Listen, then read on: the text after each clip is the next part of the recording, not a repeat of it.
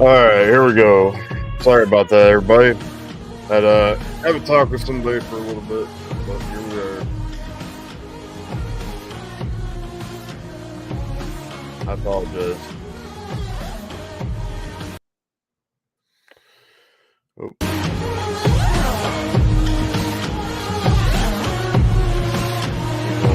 15 minutes. All right. Hello, everybody. Sorry it took so long for me to get in here. Yeah, had to deal with some family stuff. Family is vital. Comes first. So how's it going, Byron? Chat, everybody. I see Neville. I see Brooke, Bobby B, Tiny Panda, Shade Darker. What is going on, my guy? Scuba Sam. What is going on, everybody?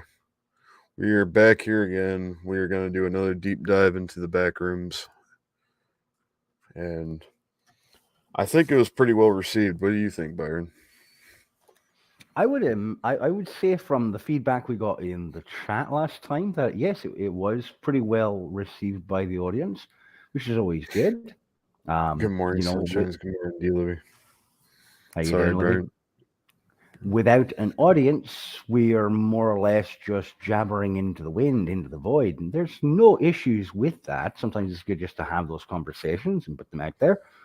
But oftentimes, when you are a storyteller, your objective primarily is to inform, to entertain, and in order to do either of those things, you have to have an audience to provide that entertainment or information to.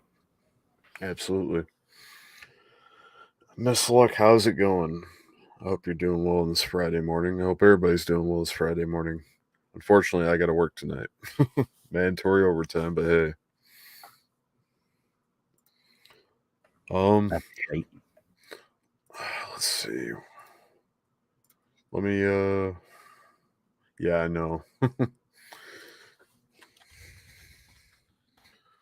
got to figure out where we left off. I think let me see here.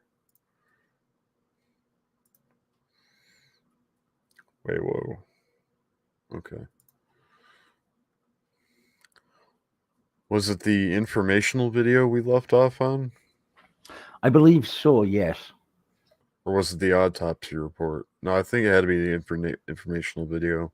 I don't remember getting to an autopsy report. That might be intriguing. Yeah, so that's the one that was the one after the informational video. So I think we left off on that one. Right, because to the best of my recollection, the last thing that had really jumped out about the informational video we'd been watching was the falsified date at the beginning of the video. We had to skip back to 2/29, 1990, because that date never actually existed. That's right. And I forgot about that. We were starting to posit that we may very well be looking at an instance of the queue space leaking out of the back rooms because of the engineered portal that this organization, whether it be government or private entity, had decided to construct and power on, that, like any temporary government program, became much more permanent than one would want it to be. Yeah. Very big mess.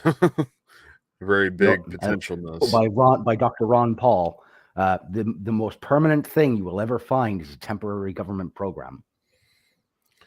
Neville says, getting ready to leave for Tennessee tonight. Oh, man. Woohoo, she travels. No negativity in her vicinity. Absolutely, bro. Let me get through these comments here, and then we'll get started. D. Libby says, safe travels. Absolutely. Safe travels, Neville. Cortex Byron. All right. So, yeah, without further ado, we're going to try to end the informational video or try to recap it and then move on to the autopsy report. Good. I apologize in advance, folks. Both of my sons are home today, so I may have to dip off camera every now and again, either stop my camera and mute the microphone.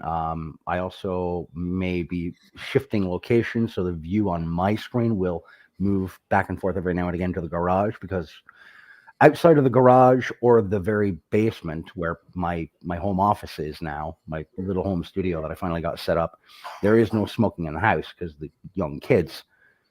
So my view may shift a few times. It's all good. Miss Lux says, nice stormy day keeps blowing our new wheelie bins over, yet nice walk in the park with Princess. um, what was I gonna say? Well, I think we left off. Yeah, we said we left off in the informational video, so we're gonna bring that up here. Um, yeah, that's where we left off. It's right here. Yep, with the risers and the pile of unidentified debris in the middle of the floor. Indeed. Does anyone know a way to avoid Atlanta from Florida to Tennessee? I hate driving through there. Crazy people. Yeah, Devil, be careful, man. I've been through there. You really need to be careful. There is one surefire way. Utilize an amphibious vehicle to go out into the ocean, up and around. Anyhow. Yeah, or something that has vertical takeoff. Appreciate the love there, Brooke. Or what you do is you staple or duct tape some Hillary for President signs around the exterior of your car. Everyone will stay the hell away from you anyway. That or they'll just take aim. I'm not sure. Right. Time Panda says, hey everyone, jump in between this chat and Captain Kurt. Get a Harry Potter room and fly. Yeah. Alright.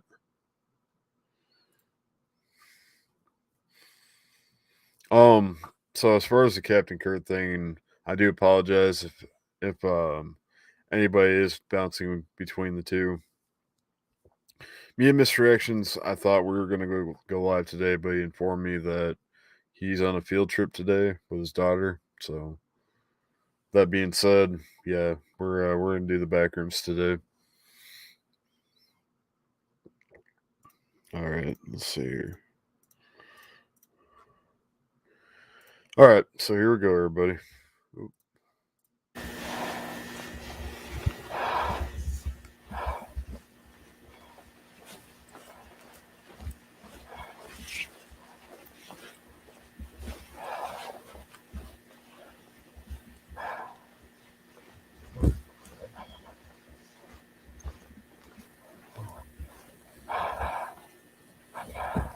Thank you, Neville. Appreciate that. Don't mind at all.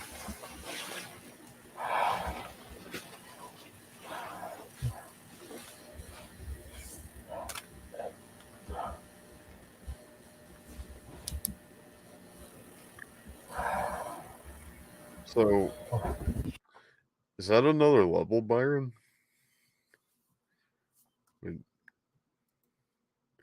Because now it's like a completely different layout here. We have a different Or, wallpaper. why? That's what I'm wondering. Did we miss a transition scene of some sort? Um, it doesn't look like it. This is where the debris was.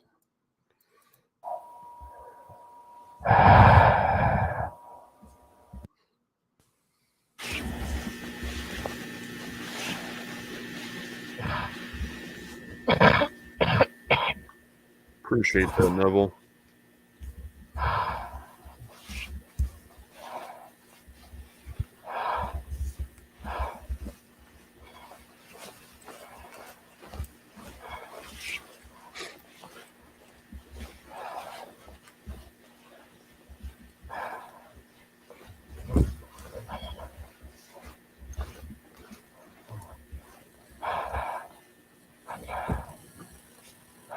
Neville asks, how many kids do you have, Byron? Here at home right now, my wife and I have two young boys and a 10-year-old girl. We are expecting our next child in June. And then from my first marriage years and years ago, my oldest daughter is 18 and my second is 16. So for myself, 5 total to date, number 6 on the way in June. Have not been lucky in love, but apparently rather fruitful in multiplying, as it were. Man. got all kinds of kids, man. I do. Pray heading to only see it. Wait, pray heading to only see an exit.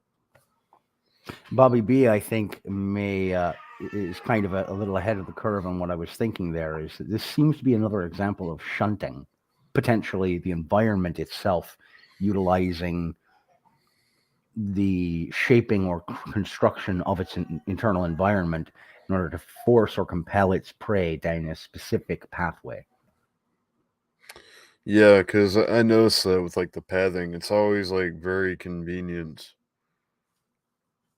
Like it's always in like a directional way. Like it's not too randomized, but in your mind, I'm sure like with being isolated and being alone, you probably would think the whole thing's randomized, but seeing it from an outside perspective and from what we've seen, it looks like it's directing you to wherever it wants you to go. British Bulldog, what is going on, my guy? All right, here we go, everybody.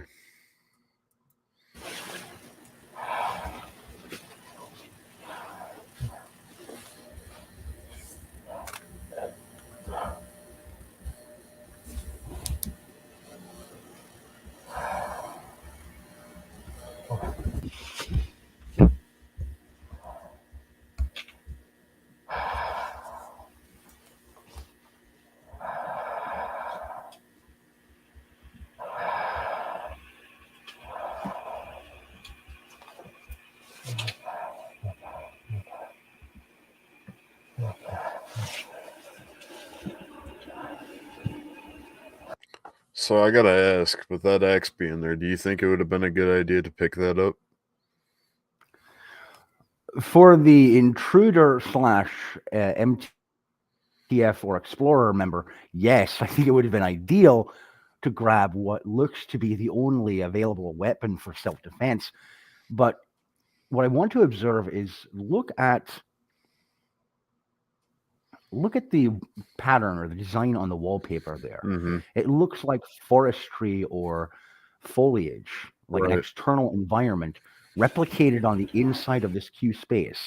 Now, a wood cutting axe is present leaned against a tree. It's almost as if the Q space itself has tapped into some element of the known grander collective consciousness of information. Most people associate a woodcutting axe with being outdoors, being associated with Mm-hmm. trees. If Splitting it's wood. right, if it's tapping into the psyches of the intruders, it may project something onto its interior space that would be a replication of the information held by these intruders. It's a very interesting point. I didn't think about it like that. The way the axe is, sitting like at a tree like that. Hmm. Is there a possibility maybe the foliage and the wallpaper art, like perhaps that is like its own entity? Like I don't know. I I guess it's kind of a weird question to ask because it's like the way the axe is sitting there. It's like what you would do on an everyday basis if you did split wood. Um, you just Right. kind of put it there, against something. Here's my brief thought line on that. I would hypothesize that whatever consciousness organizes and controls the interior of the Q space, it collects or is intruded by human beings that have a working knowledge, a mental image of what a tree or an exterior space looks like. But Mm. because it has not absorbed a tree, it can only project the image of one onto the wall space of its own interior construction. So this would be perhaps a look at a possible limitation of the capacities of the Q space to reproduce material within its own confines. So instead of like kind of mimics it, but doesn't fully like I guess produce it. Correct. It can only mimic the psyche information, the Yeah, like imagery. gives off like an imagery of it. Yep. Okay, that's interesting.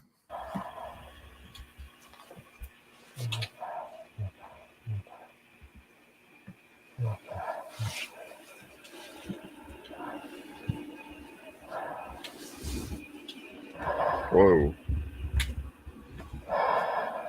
Did you just see that, Byron? Look at that. Why No, is let me this do one the bigger pause. than the other one?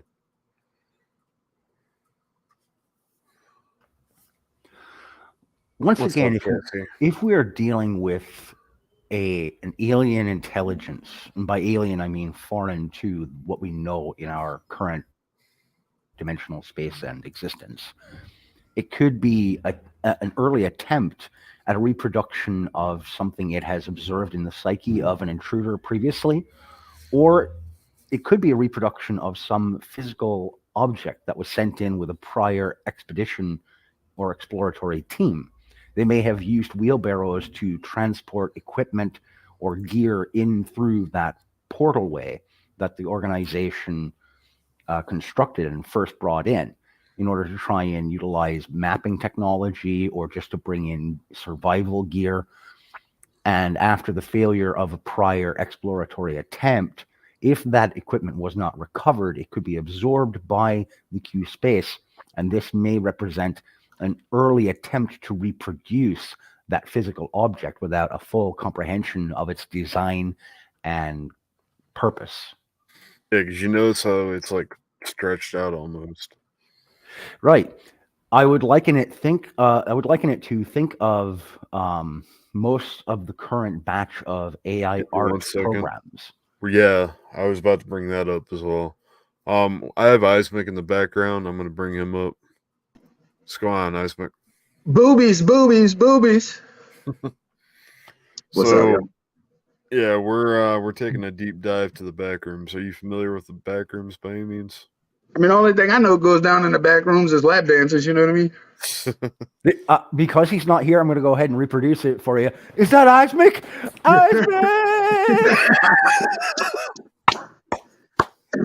Good reproduction of that. Man. Nobody needed to see that. How y'all doing today, man? Doing good, man. How about you? Oh, complaining ain't working, so I figured I'd take another route. You know?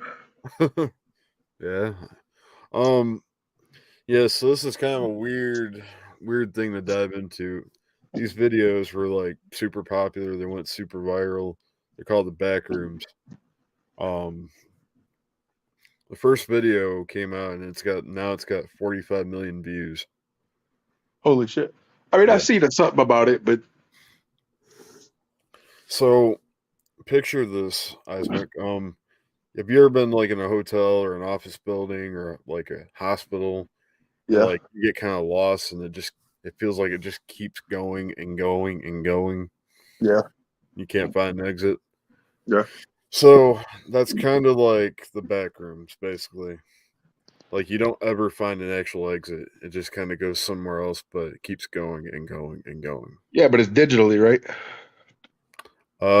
In this case, we're not sure. We're kind of like diving into it, trying to understand it in a better way. Oh, shit. There's a lot of things we've pointed out and we've kind of like, we've made theories on, and it's just some crazy stuff, man. A great Yeah. deal of interpretation, exposition, and trying to hypothesize what the various presences and elements of these videos could be interpreted as when viewed through the lens of quantum theory and philosophical analysis. And anybody who don't know what a hypothesis is, it's just an educated guess. Yep. So yeah, it's basically these back rooms, like the first video. Um, should we run through the first video, Byron? I leave that up to you, sir. Yeah, I think I'm gonna do that. Just get them familiar. No worries. All right, here we go, everybody. I'm gonna bring up the first video. So the first video is like considered found footage. Like You know what like a found footage movie is, right? Like we're kind of like the Blair Witch Project. Yeah. Like the I'll be right whole. back. All right.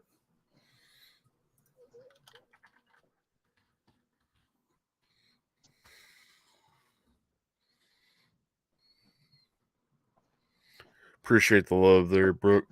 All right, go ahead. I just had to turn the heat on. Oh, you're good. So you're aware of, like the Blair Witch Project, like how the whole team like pretty much died, Yeah. like right at the end. This is basically kind of the same concept in a way, except I'll just show you the video. It's gonna trip you out.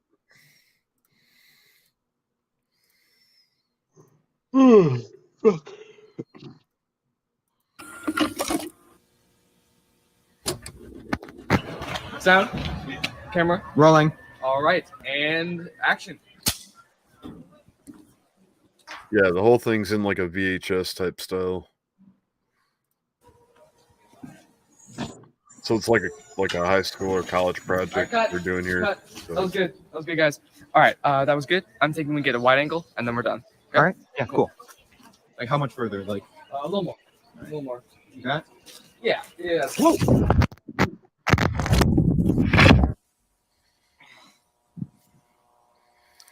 So if you happen to just face through the floor and just end up here, what would you do, Eismick? I don't know, really. Yeah, that's pretty much everybody. I really don't know what I would do either. I mean, I would have to be put in that position to know what I would do. You know what I mean? Yeah.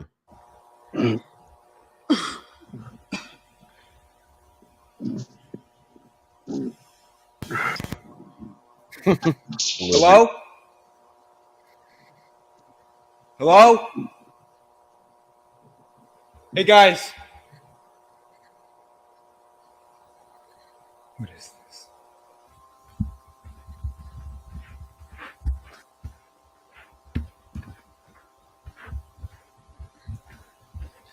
Yeah, so I mean, I know this video is 9 minutes, but if you actually like pay attention and look at everything, like every little detail, there's a lot to go over. Like this whole space that he's in right now, you don't even know why everything is the way it is. It's just that way. Yep. But yeah.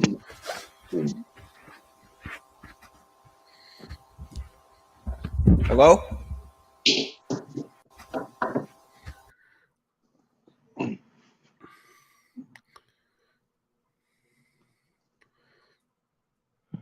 You good over there? Yeah, I'm just trying to get comfortable. Oh, you're good. So yeah, watch this for your eyes, Mick. Back in a moment. Hello? Is someone there? Did you see that? I'm watching on my phone, so it's a little harder to see. Hello? See that right there in the light? Right in the Yeah. back, the little shape. Yeah. Something's watching him. Mind you, he's here alone. Or supposedly alone. Nobody really knows, but Oh? Yeah, and then it disappears. Someone there?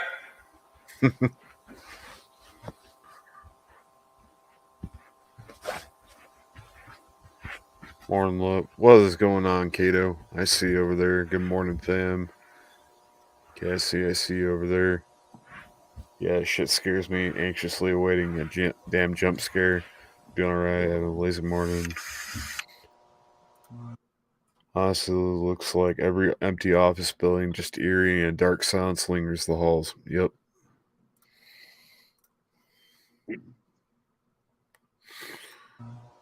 Yeah, so like this right here, like it's weird shit like this, man. Like you see how the trim is in the wall? You have like little cracks, like little formations, like weird formations in the wall. No real reason why it's that way. It's just that way. Nobody built this. I mean, like this machine. Somebody built it. Well, it's there's a machine that constructed everything into what Byron would call the Q space. So it's not like anybody human actually built it. It was all generated through a machine. Yeah. And yeah. And even that in and of itself is one of the possible foundational theory start points. The other primary theory being that the Q-dimensional space has its own consciousness or sentience and formulates itself in response to intrusion from an external third-dimensional space or entity, such as a human being, or that it is independent of any intrusion and constructs itself and randomizes based upon the passage of time. Yikes, no panda. Ever been in an empty hospital with the lights on? Yes, I have. It's eerie as hell. It's Async Research Institute or institution.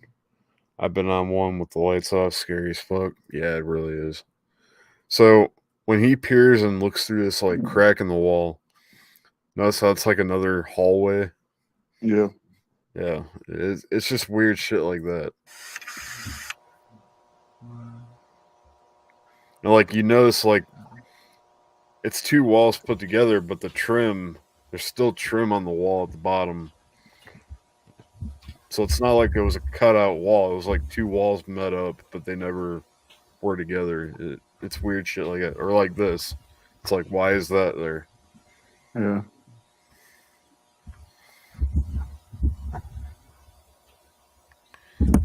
Ooh, even creepier. No.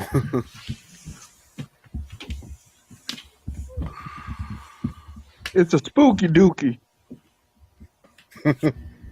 And with regards to the ladder leading up to that portway, it does put one in mind, if anyone has seen it, of a small horror film that came out back in the early 2000s named Cell.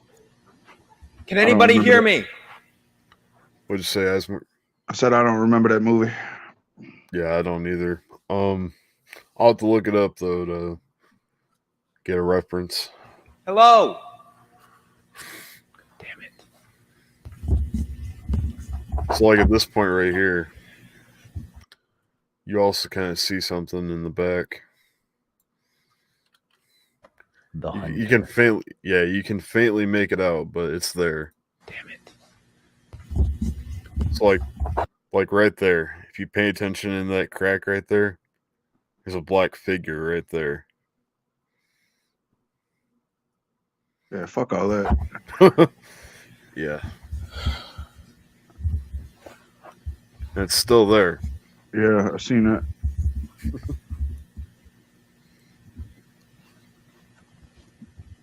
Now it's gone. Yep. I hadn't told you not to go that way. The story is on IMDb or IMBD and fandom. What happens if you just run at it? I don't know. I don't want to know. But yeah. We touched upon that briefly the other day, Cassie. And the general consensus that we came to at that time was that one of two responses would occur with regards to the Hunter entity. Either it would respond by swiftly evading whoever charged it or ran at it in order to collect itself and analyze how much of a threat this intruder is, or it would meet the victim charging at it with overpowering force, violence, and more than likely trauma and or death. Overall, the process that kind of it goes through with whatever it does to you is still pretty unknown. Like what it actually does to you, if it does kill you, or if it somehow manifests you with something else, or we don't know. Okay. There were a lot of conclusions that we came to, but definitely some creepy But it's shit. all, it's all hypothesis, it's all interpretation. And What theory. the hell? So like even this right here, we were talking about the Q space making it's like a distraction, like a lure. Yeah. Like it's making you want to look at this right here. Right. we touched upon the idea of shunting, which is a pack animal or predatory animal habit or pattern of behavior that apex predators and pack predators utilize in order to compel their prey to take a specific course of action or direction to head into in order to ultimately result in the best possible outcome for said apex predator or hunter. Yeah. It's weird as shit, though. Oh, it's very weird.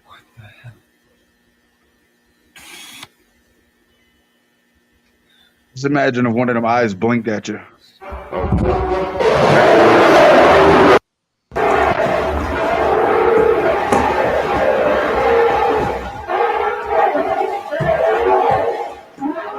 Yeah, nope, not me.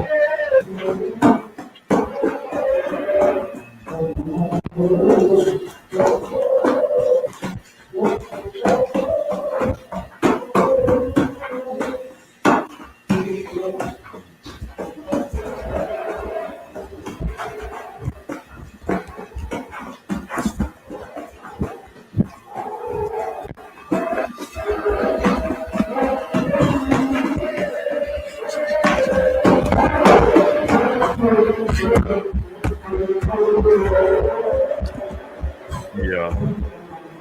Yeah, no thank you.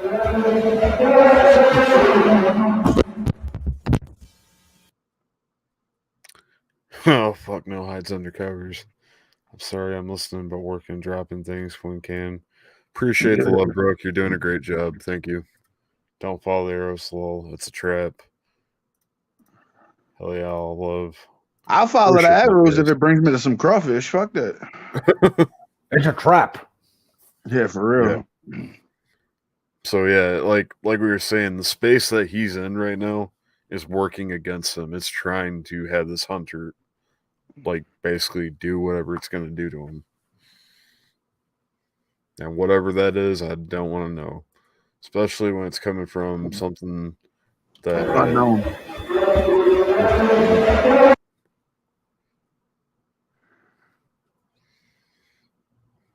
I mean, look at that.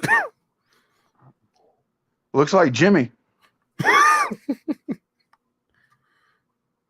I don't know about that, but so if we hold to that, Isaac, if you slow down the audio and play it backwards, like they talked about doing with albums back in the 80s and 90s, if you played them backwards, it would have satanic messages. If you record this and play it backwards, do you hear smoke crack? I'd die at this moment. Man, dude, if I had seen this thing in general, I think I probably would have just had a heart attack looking at it.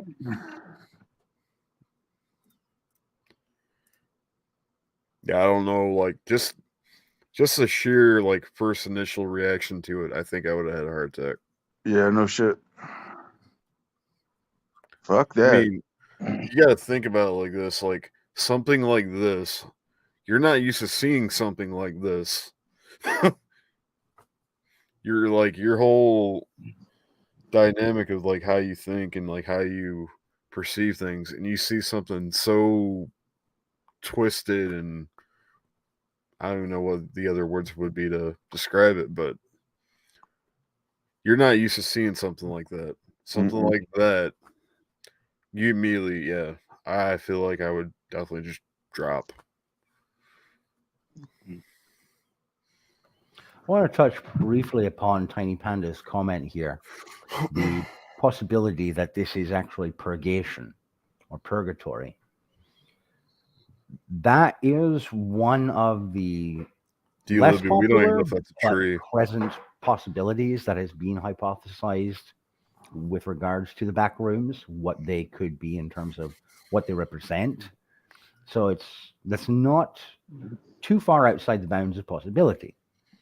The only question therein would be which understanding or mythos of purgatory would we be operating by with regards to this? In the Catechism, purgatory is a space that is not occupied by any individual soul except itself in perception. Same. Yeah. Plus, isn't purgatory kind of more of like a loop as well? Like you It keep is. going, yeah. But again, that's in the baseline catechism understanding. There are versions of purgatory that exist in other religious mythos. They don't always call it purgatory or purgation. There are other names for such locations. If you look at the Tibetan Book of the Dead, there is a chapter near the fourth kalpa which discusses the concept that purgation space, that external non-heaven, non-hell cycle space is where the soul goes prior to being reincarnated. But it is also the depositing or dumping ground for those souls, spirits, and essences that no longer belong in the mortal realm.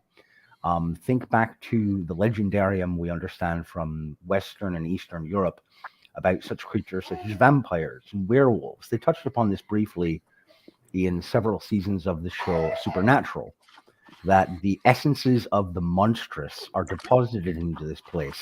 And if you end up there, you will be lost in a cycle of constant destruction and reintegration, only to be hunted down and destroyed over and over again. So, do you think it's a possibility that by the end of the video, I mean, I don't really want to spoil it for Isaac, but do you think it's a possibility that even if somebody did happen to come across this thing here, that they would go back and forth, like it would be a cycle of them dying to that thing? Possibly. It's certainly possible. But again, if we are going off of the Tibetan version of that space, if you use that as your foundation for the explanation for this space, each time that the soul is destroyed and reintegrated, it is corrupted. It's basically thrown through such a cycle of despair that eventually that soul will begin to take on the essence or aspects and properties of the very creatures that ripped it apart, thus creating more such creatures within that space. So another replication theory. Gotcha. Yes. So, okay. Even with that replication theory and the theories that we've had before with this creature, like, what about, I mean, the screams that it, that are audible from it? Well, we had lightly touched upon that the other day, where that screaming sound could be either a similar to a wolf pack's howl, passing along information about the potential prey to other nearby members of the pack, or it could be an attempt to drive the fear in the creature in order to enhance its adrenal response, to weaken it, or to get that adrenaline dump through its system so that upon its capture by the hunter entity, the meat wouldn't be spoiled. I see. Yo, I'm falling asleep over here, bro. I'm gonna go ahead and jump down. I'm sorry. It's all good, Isaac. All right, Yeah. cool. I'm not feeling too well this morning, fellas. But I appreciate y'all. I'll holler at y'all in a Be little while. good, bro. What's up, Sasquatch? I see you over there. Screams are his loved ones in the hospital screaming because he's dying.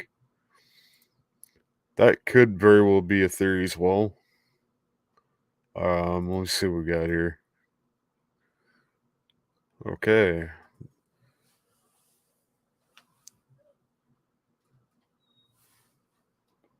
Again, when I make reference to a book that I own, I like to be able to showcase it. How you all doing today? We're doing pretty good. We're taking a dive into the Backrooms. Okay. Since we were gonna introduce the Backrooms Isaac, he kind of just hopped out, so we'll continue back with the video that we were on before. But not a problem.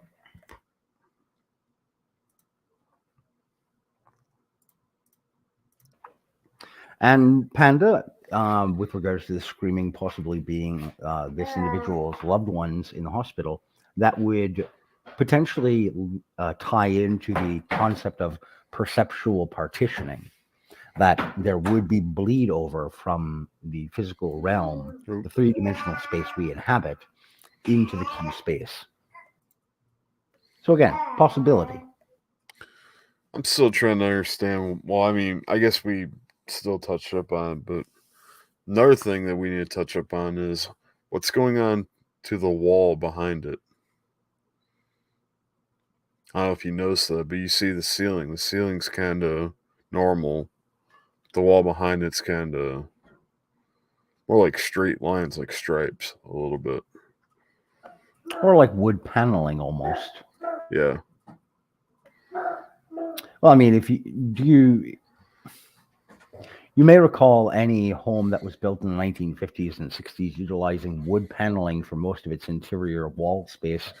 And that's why a lot of people back during that era used wallpaper, was because wood paneling of that sort was seen as either ugly, tacky, or just not very homey. So we could be looking at a portion of the interior queue space that hasn't been adapted or changed in order to fit the format of the rest of the wall space. Gotcha.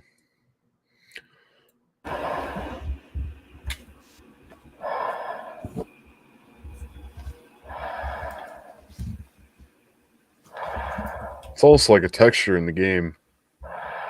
Oh, wow.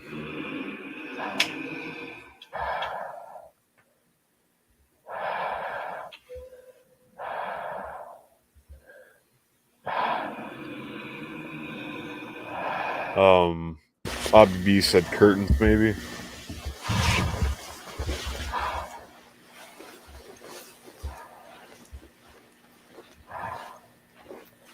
Appreciate the love there, Brooke.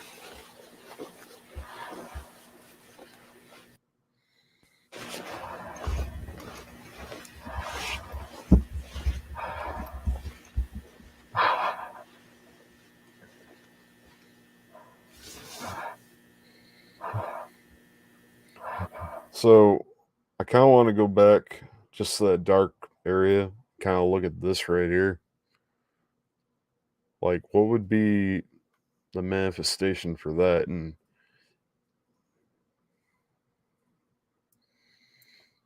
it looks like some sort of house or a wood shop. I don't know. Right.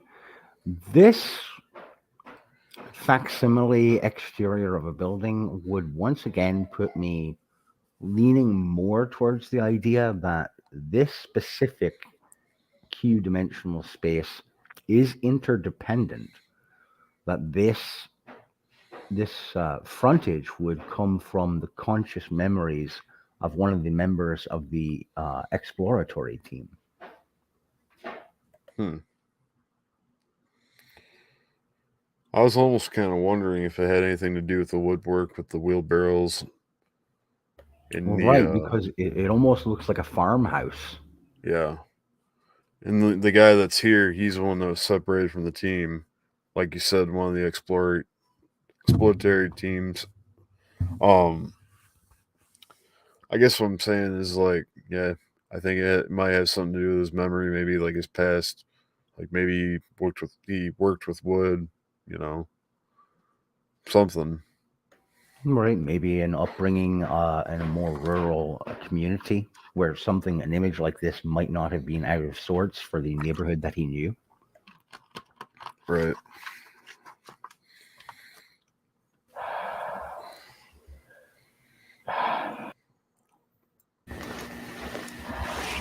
Yeah, I think we were here.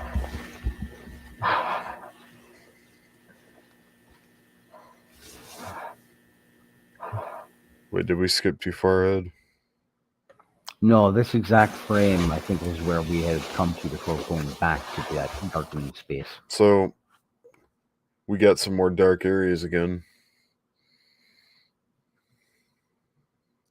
You want to touch up on that, or? This could be one of those instances where, once again, the Q-dimensional space is trying to obfuscate or obscure any further view down that way because it is in transition. It is currently working on what to project into the area beyond that darkened spot. Interesting. The So most dangerous type of predator is one that can adapt to its current circumstances. If we look at those darkened areas as unformed kind of appendages or offshoots of the Q-dimensional space, that would make this even more terrifying, because that would inform viewers or intruders or explorers that this space has untapped potential beyond what's what up has there, cool? already been seen. This is the Backrooms, cool. If you haven't heard of the Backrooms, I highly recommend go check it out. Kane Pixels, definitely a good channel. And yeah, we're just taking a deeper dive at the video series, the Backrooms. So you've seen the machine that generated the whole Q space here. Is it possibility? I mean, we said it was leaking, but Right. it's still We all developing. That's possible. But we didn't establish that the machinery constructed the Q space. Only that what it managed to manifest or construct was a means of passing from three-dimensional space into this particular Q-dimensional space. Okay. When dealing with theoretical physics, any Q-dimensional space has an unlimited amount of potential energy and an unidentifiable quantity of kinetic energy. For us as human beings to generate or engineer a portal that would connect three-dimensional physical space to any Q-dimensional space is going to create a potentiality or a possibility that spillover energy could leak from the Q space into our realm. We don't know what kind of energy specifically. So, like how the one guy, he fell backwards into it and ended up here. Is it like making like a sort of like puddle, like portal? Essentially, like how would you? I mean, I guess you wouldn't really know. No, But I wouldn't know for certain. However, I can, again, touch upon hypothesis. If we accept that perhaps this instructional video or this informational video was an exploration that took place prior in chronological order to the kid who fell through the ground, what we could be looking at is corruption of the third dimensional space because of the excess energy spilling out through this organization or government entity's constructed portal, mhm. that some of those undefined and unconstrained pockets of energy have filtered out into the world that we inhabit, thus creating small doorways, openings, or cracks in our world that allow people to fall through them into that Q-dimensional space. So would it be fair to say that they opened Pandora's box by doing this? Well, of course they did. Yeah. And much like a fungus, the spores can end up being carried anywhere on a strong enough wind. Okay, that brings up an even like bigger point I want to bring up. As far as that energy being flowed, I mean, what would you consider, like what would be the actual flow of it? Like would it be wind? Would it be like how would it get other places? Like what would transport it to other individual areas or spots or in a whole? Like what would you think about that? That much I wouldn't know. We would have to one would have to analyze the the spectrum field of energy signatures coming out of the portal or that portway. Because if one can analyze and get a reading on the spectral energy analysis of whatever energy is coming out into the world through that portal. Then we could identify what kind of energy it is. We understand how different types of energy transport in our three-dimensional space. However, if it is, let's say, psychokinetic energy, we don't have a definitive, concrete way or methodology of measuring psychokinetic energy outside of something like a PK meter, which you find in utilization amongst like ghost hunters and paranormal investigators. And not a great deal of credit is lent to paranormal investigators or the parascientific field or arena. You just look at examples that we see in fiction, like Ghostbusters, which is fantastic. Love that stuff. For but sure. the scientific community oftentimes brushes these things off as pseudoscience, poppycock nonsense. But the problem is those are the only people who are taking the time to try and develop the technologies or techniques required if we were to investigate or try to examine energies What's that up, take a Hopesful? form that we don't understand to date. Okay. I mean, yeah. As far as that, I mean, I feel like anything like that should be valued. But, you know, it's a shame that's not valued, but definitely should be accounted for at least. At least I think so. Bobby B had a question. He said, do you think it's random or is it hunting specific materials?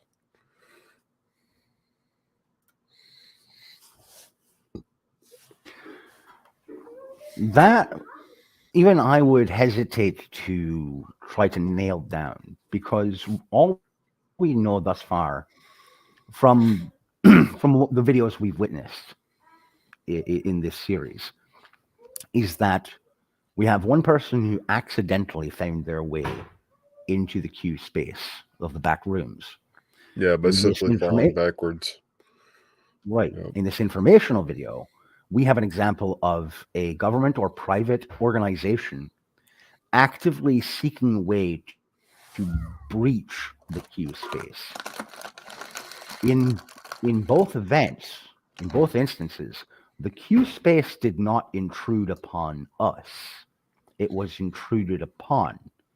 In one instance, actively, consciously.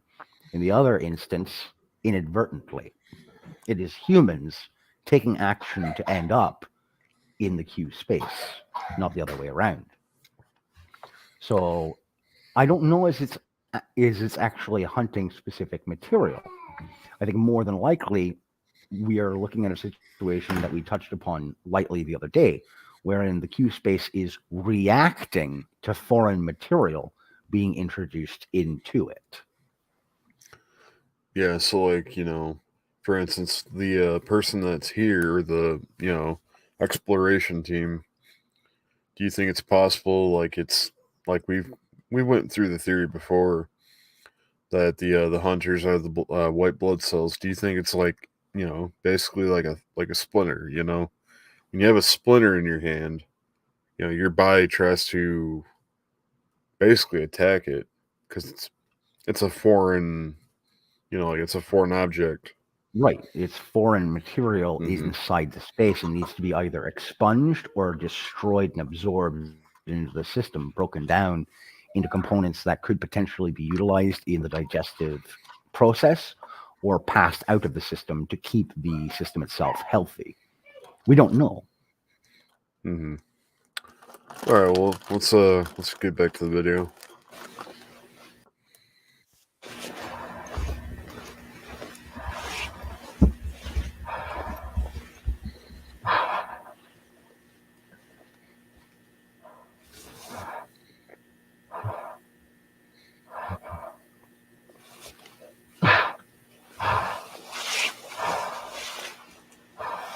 Wonder what that is.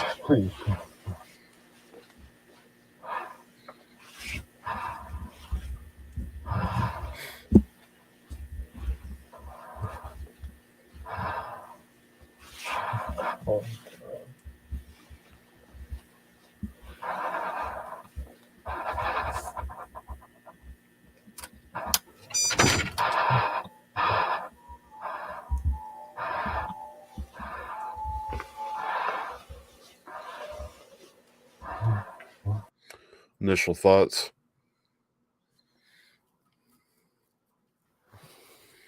I'm not sure. It was kind of choppy on my end. I didn't see the exact transition.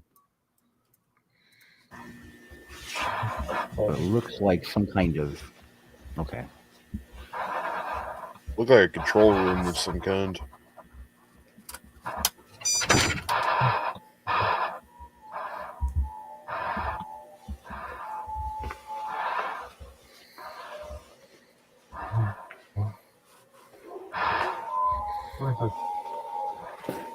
Hello?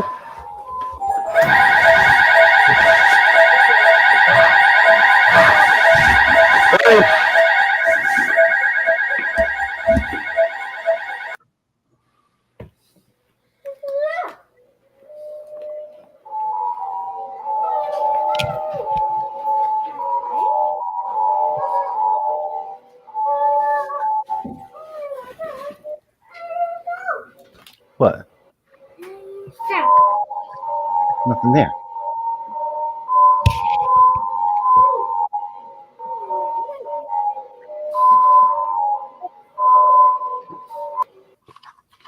Hmm.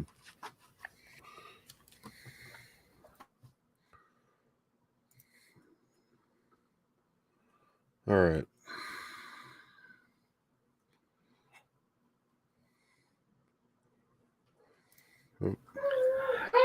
If we accept that the portal at the beginning, the doorway at the beginning of the video, allowed for this Q-dimensional space to examine or observe the three-dimensional space that it was connected to through that doorway, then I would imagine that what it was doing was recreating its best interpretation of the form and function of the room immediately beyond that doorway, and this explorer happened upon it. Like the control room that was used to make it, or The control room of the original doorway through which right, this exploration team went in. Yeah, when it first started generating. Correct. Okay. All right, so we got the autopsy report next, everybody. Give me one moment. I gotta grab a snack here for the boys, and I'll be right back with you. All right. All right. So, what does everybody think about that room? Bobby B says, "What the fuck? I'm scared. Uh-oh." What are y'all thinking?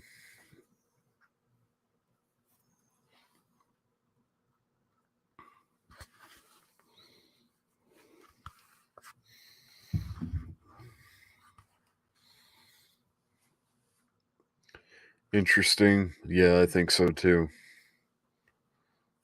Let me know y'all's thoughts here in the comments below.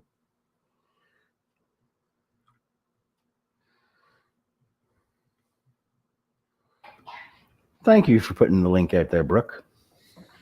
Appreciate that, Brooke. Much love. In regards to that, briefly before we get into the autopsy, I am going to be bringing over some of my older material from BitChute and from Rumble back to my YouTube channel. A lot of his older material, and I apologize for that, but I figured it's best to archive the content that I've made over the years to as many places as I can put it for the time being. Okay, I see. Well, I look forward to that, Byron. I'll definitely have to give a look to that. If you have any input of the older material that you want to place here on the slab right now, I mean, you're more than welcome to. I haven't ported it over just yet, but I will be soon. Sounds good. You heard it, everybody. Definitely go check out Byron and see what he's got. Stay tuned. And the first set of videos in that vein will be the various chapters of Motor City Shambler, which was one of my earlier horror stories. The tale of Bob the Zombie, a fellow in the Motor City in Detroit who has himself become a member of the undead who can still think like a human being. A sentient zombie. Wow. All right, everybody. Here we go.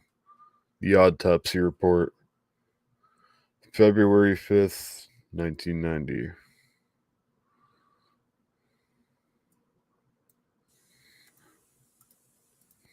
Another thing to keep in mind, Async. Is that the company?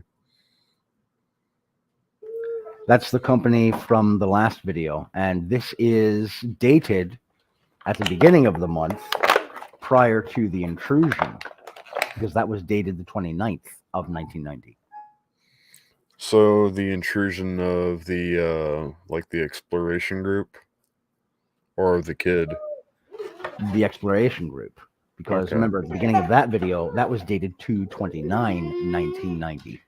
So Right. it could very well be that this autopsy is what caused them to explore. So I'm guessing this autopsy would probably be the kid that they found before. It's possible. Because you do remember the guy that was sitting against the wall. I still think that was a kid, though, that was grabbed. And let's not forget that Q-dimensional spaces outside of our three-dimensional reality do not need to adhere to the laws of chronological events order.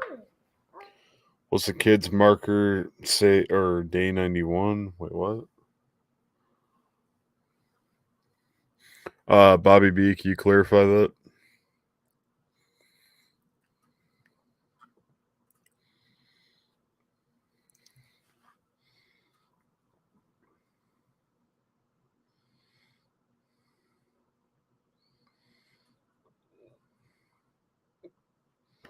I think what he's asking is, do we know what date was marked on the first video with the kid stepping backward and falling?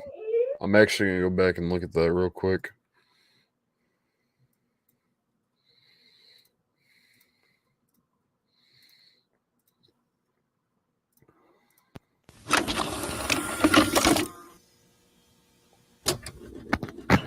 Sound?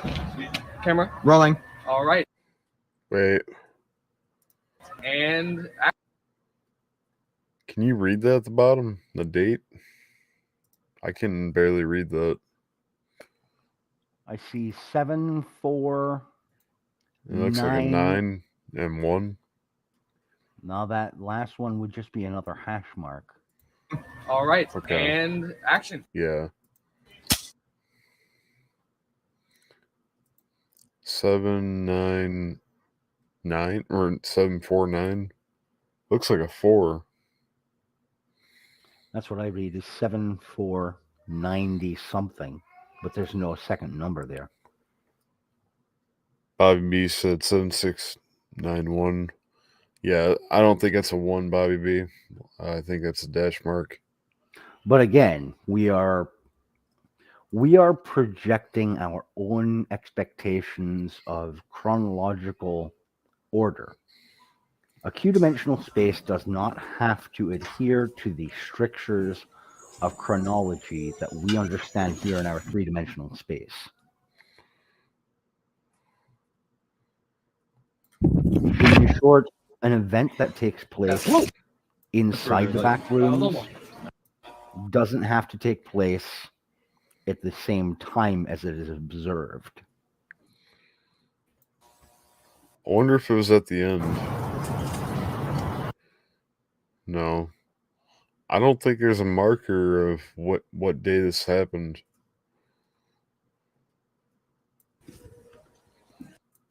Camera? Rolling. All right. And action.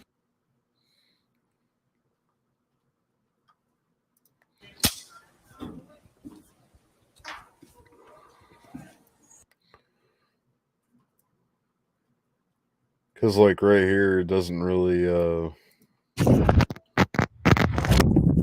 start the video out with a date. Gotcha. What the hell was that creeping around the Conix box?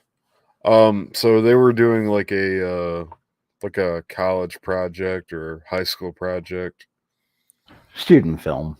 or yeah, student film. Um, yeah, unfortunately, I don't think we have a date for that.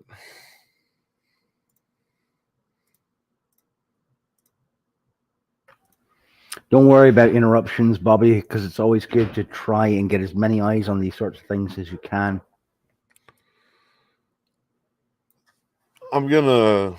It's just my theory or my hypothesis. I think this is right around the time when the disappearance of the kid happened. That's what I'm going to go on. Because the video where they discovered the body that had like the fungus that they analyzed, and that's what they came up to a conclusion was it was a fungus that was protruding from his body up the wall. So unless we get more information, that's what I'm gonna stick on. Right. And we did basically come to the general consensus that we are looking at a spore fungal colony within the confines of the Backrooms. Mm-hmm.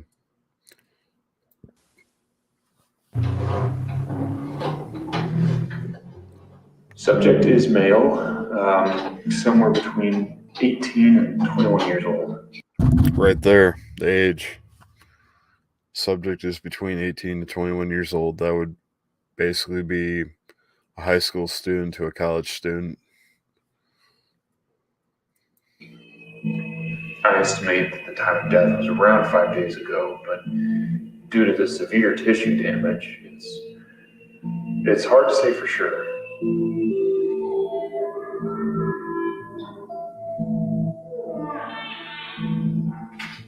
The cause of death was likely malnutrition. I was able to recover most of the digestive tract. So, things start to deviate from what we would consider to be natural. The decomposition process appears to have been stunted somehow. It's like portions of the body stopped decaying and were sustained. Other areas, however, were completely overtaken by culture. So I took samples of some material here. First, I This reminds me a lot like of cordyceps. Right. Cordyceps does the same thing. It creates a like sort of like bondo like material to keep the host from decomposition, like from decomposing, and that's how it continues to keep its host alive and basically puppeteer its host. thought it was an aggregated collection of Pseudomonas fluorescens, but it seems to be closer to a mutated strain of simple hay bacillus, which... Have you heard of hay bacillus? Yes, it's a type of bacterial fungus. I've never heard of that before.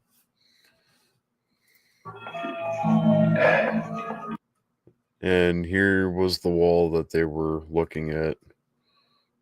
So yeah, it was that same person that they had the exploration team look at before. Yep. You can see on the right-hand side, it's the same spray pattern. It should be completely benign, but, well, really, I don't know what to make of this. Mr. Beck, may I ask where this subject came from? Now, I wonder what all that is right there around the neck. You see that? It's almost kind of like a looks root like structure. Yeah. Roots or capillaries for carrying nutrients through. Yeah.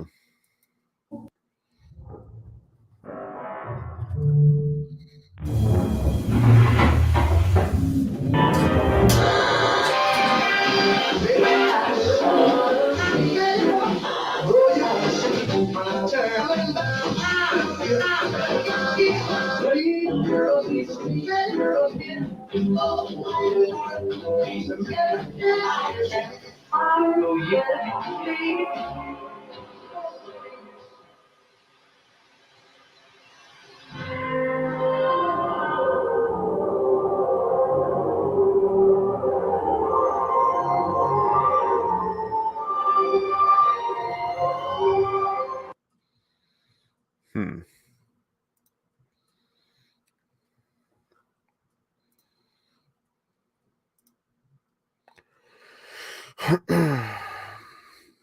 So those are the autopsy, everyone. Motion detected.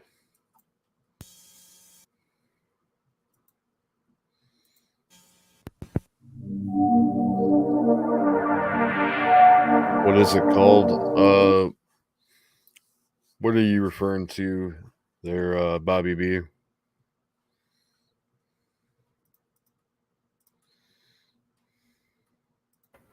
And Micro, what we are watching right now is the collected videos regarding the phenomenon known as the Backrooms. Specifically, we're looking at several videos that were up on the YouTube channel Kane Pixels.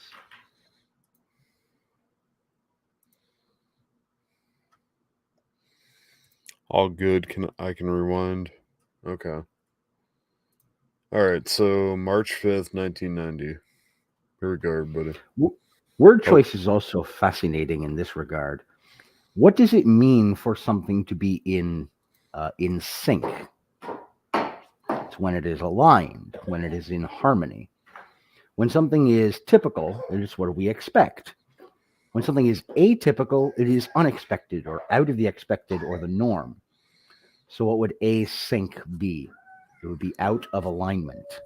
Mm-hmm. Why would you have a corporation called async, out of alignment, fucking around with Q-dimensional space? Not a great idea. Indeed. Just putting that out there. Kind of like the idea of using a skin salve brought to you by the Umbrella Corporation. Right. Even those as like a beauty treatment.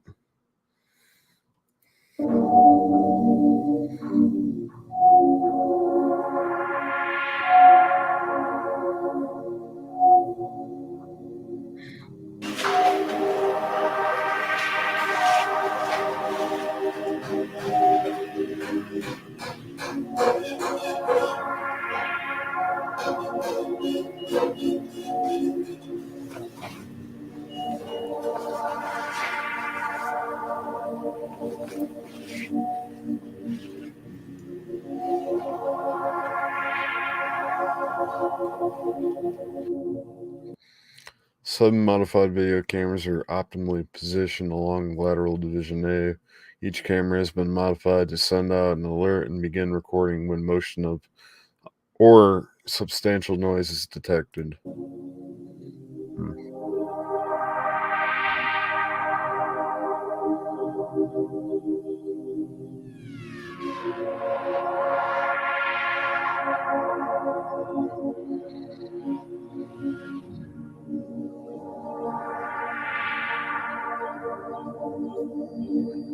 So this whole like grid that they've got, I wonder how much is actually mapped out.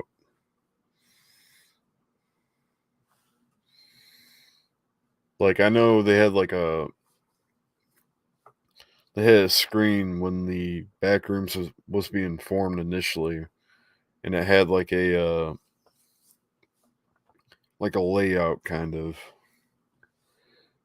So maybe they have a layout essentially, but what was I trying to say? Like they have a layout essentially, but they have not explored it themselves in person. So No, and I imagine that the map that we're being presented with here is kind of like a beachhead. It's just the amount of space they've been able to establish surveillance for that they can keep under some kind of monitoring without wanting to risk going beyond that space. So something kind of caught my eye here. You notice how like they're all pluses here? Yep. Did you notice the split right here? Like in the bottom? Right, where there's two of them that are not pluses. They're more like the in the modified T shapes from Tetris. Yep. I wonder what that's all about.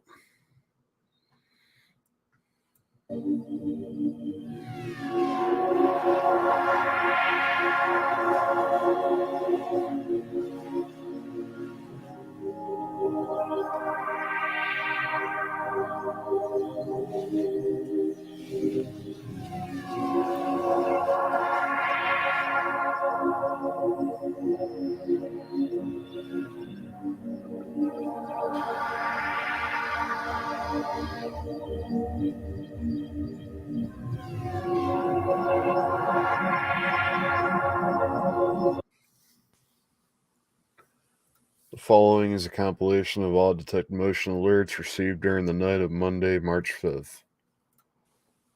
Huh.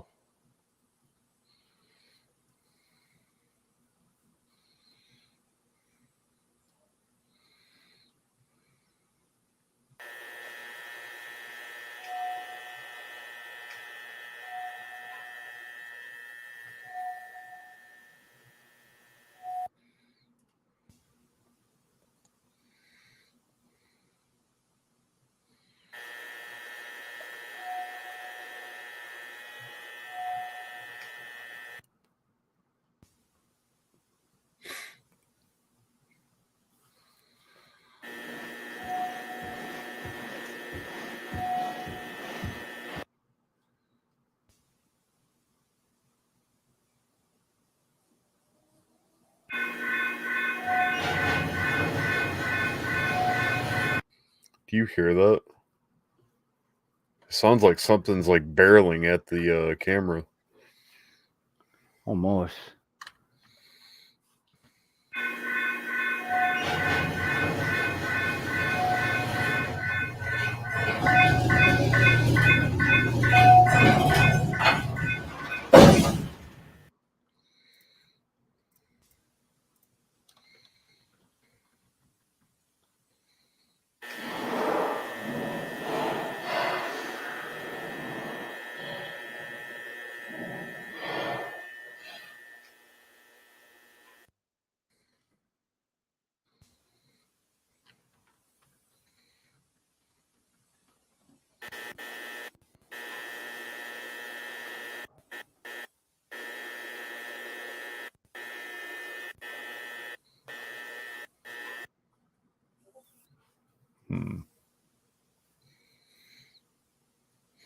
What's up, Richard Hilton? What are you doing?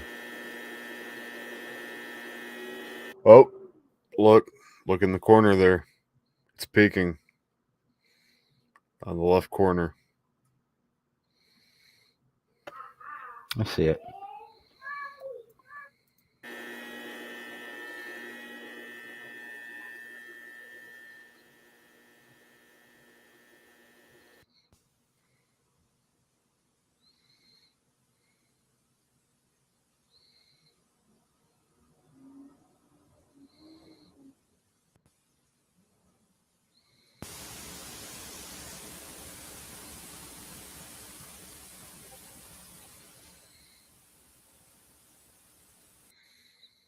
Is that possibly another entity?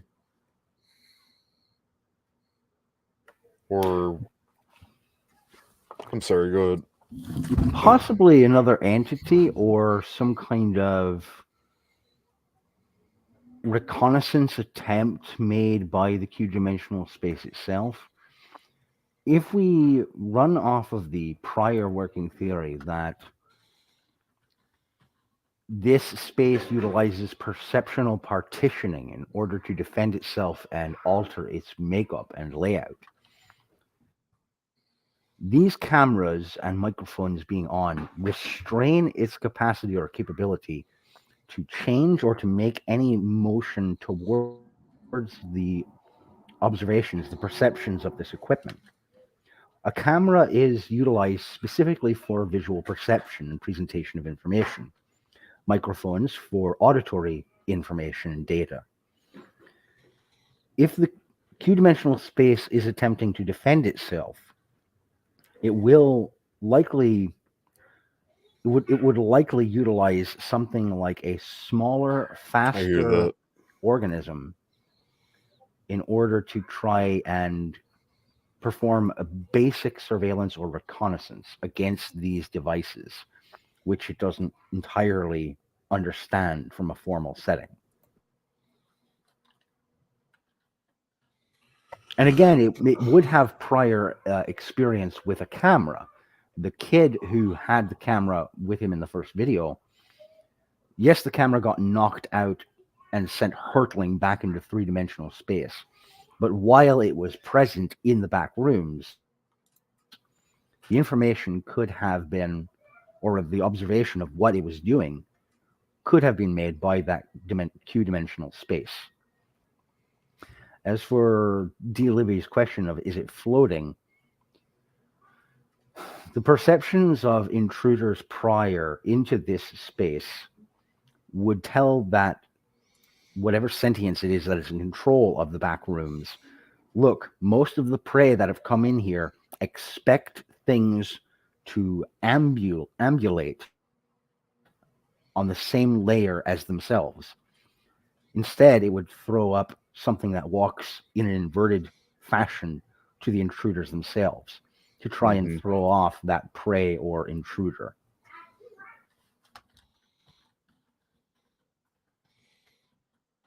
Yeah. I wonder if it's like a fear tactic because it's like an unusual like moveset. Right, it's something beyond our known recollection of predators or threats. Brooke. So I wonder, like, because you see like all the different appendages on it. Looks like there's like 3 like tendrils popping out, or it might be its head. I don't know.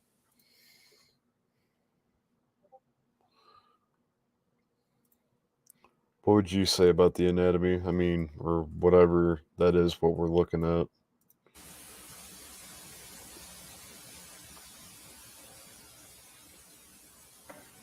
Well, we have something that has a vaguely hominid appearance of legs almost.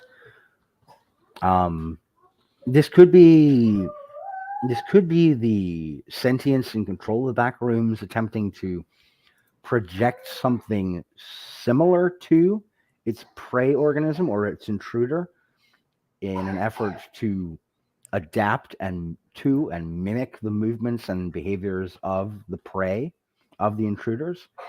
Or it could simply be doing something along the lines of, all right, the intrusion creatures or organisms that have come in before respond to or react to creatures that look similar to themselves.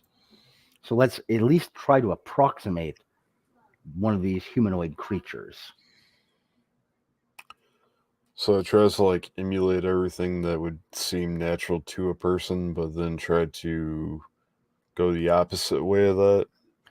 Well, it may attempt to emulate it in the prey in order to make it comfortable enough to approach, thus rendering itself less aware or apprehensive and drop its guard or drop their guard. This is deep. I wish I had caught the last one you guys did. Yeah, it was a blast, D. Libby. I wish you were there. But you're here right now, so that's all that matters. Yeah, so motion detected. Man.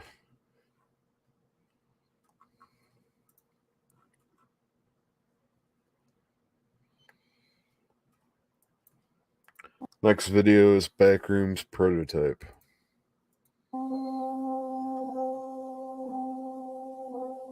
Toasted cheese time.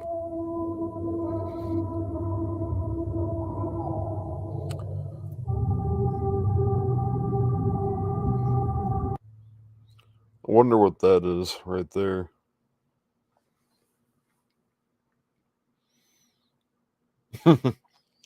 Tiny Panda says, I'm really stoned. I'll take one panda and some barbecue chips, please. Same. Freaking love you guys.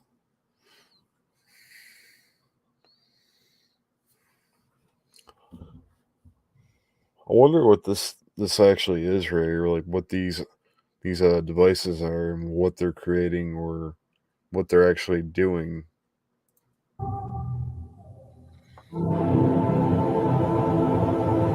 Me too, Tiny. I'm at work.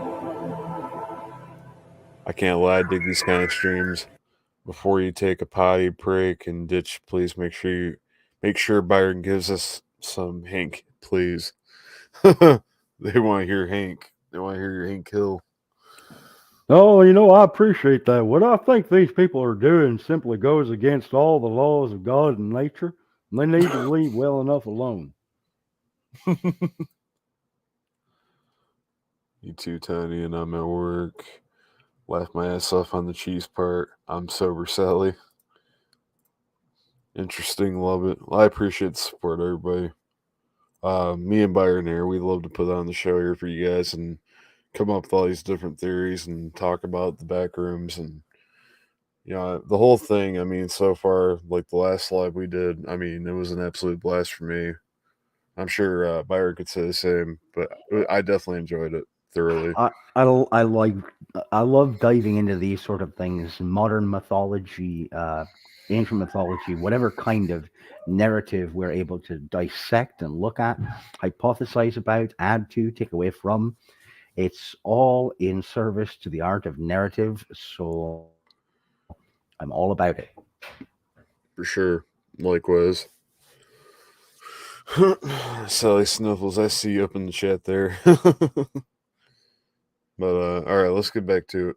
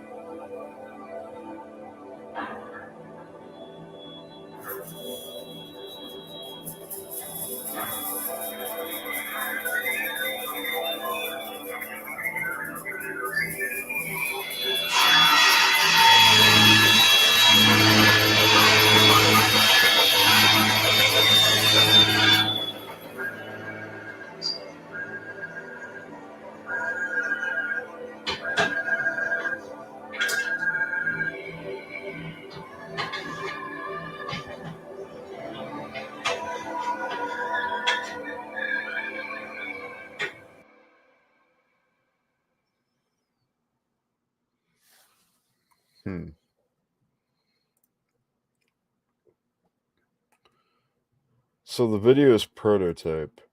They give us a date. It says 5/10/1982.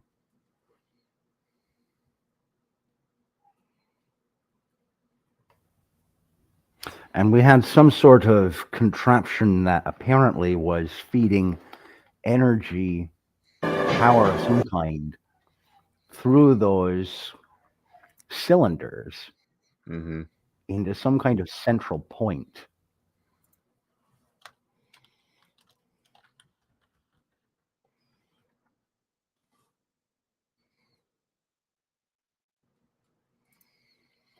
All right.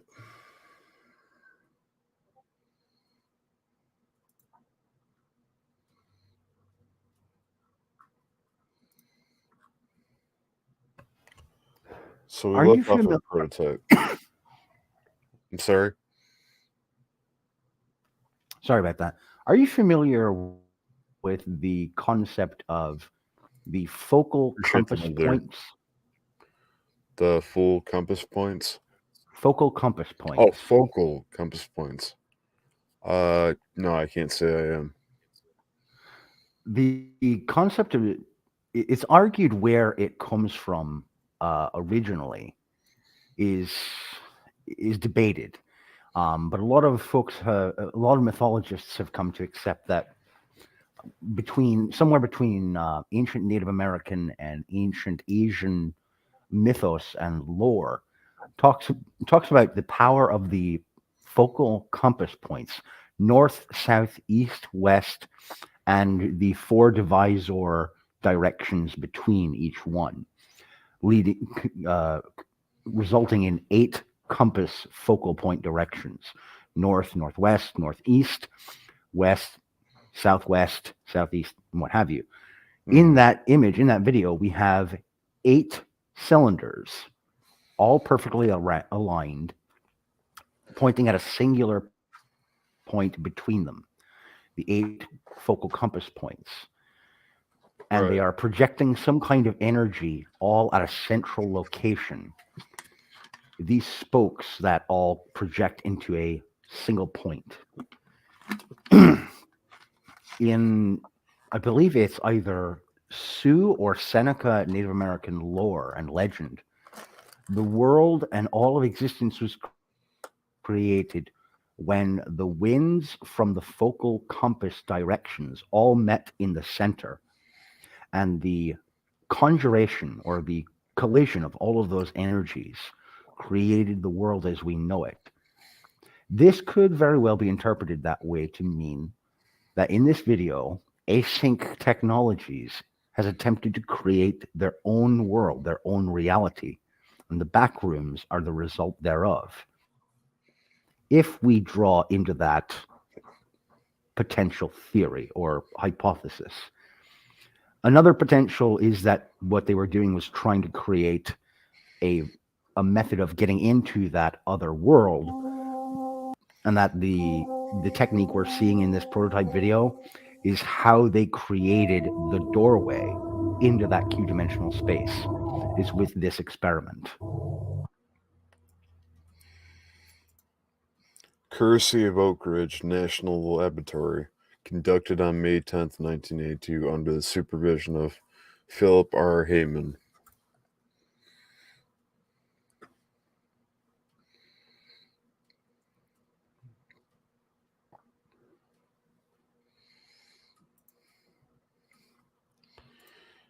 Peace out, Panda. Catch up later. Oh, I didn't see Panda leaving. Gonna go grind some Modern Warfare 2. Peace out, fam. Take care, buddy. I'll see you later on.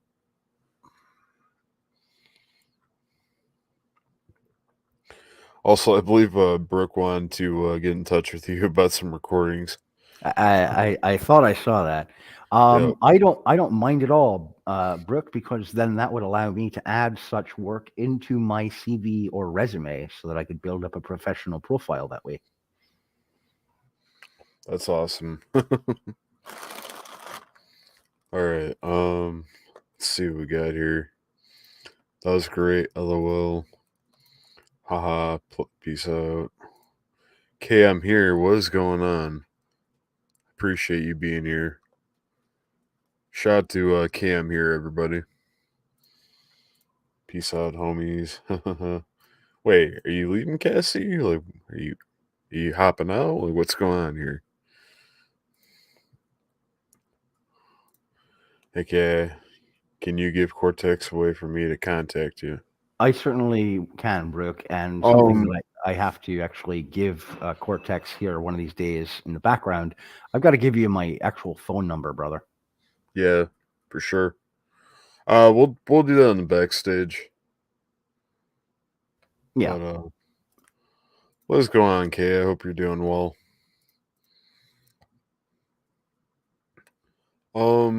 Yeah, other than that, guys, let's continue to look at this here.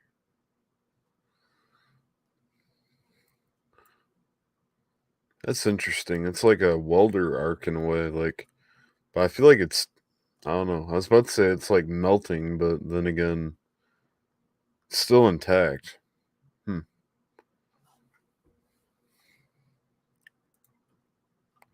What up, my peoples? What up? But don't forget too, there is another world building mythology we could go off of in alchemy.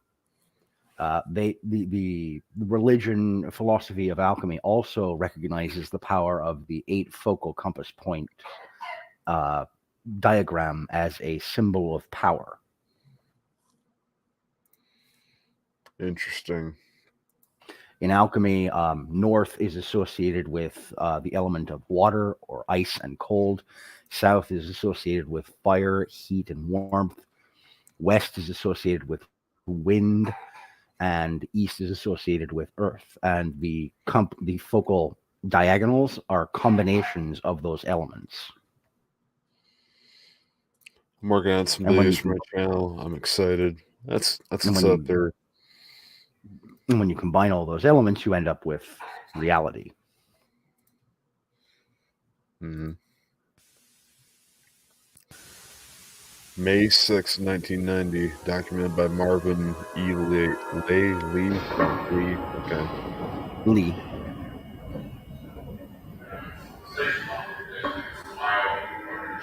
Just working and watching at my desk. What's up, Shaybacker? Good to see you in here, buddy.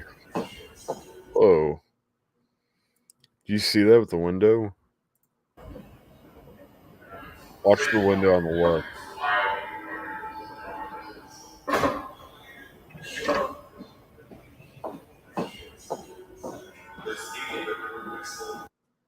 Did you see that? I didn't. What did I miss? It's like a focus almost, like watch.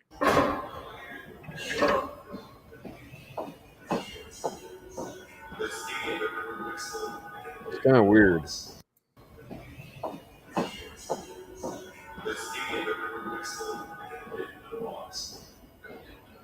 Yeah. Well, I think actually the entire building, I don't think it's just that. No, it's squash on flip the switch. Started buzzing through there. Yeah, we just nobody's coming. Yeah, I think it was later like that. Yeah, even though it's gonna call out from a bridge or yeah, it's difficult to people down here. You know, look at my timetable. Glitch. Check 1 2 3. 1 2 3. Mark. Mic check. I'm gonna grab You're some. all good. This is Marv. 1 2 3. Go. Marv. Mic check. 1 2 3. Great. This is George. Mike.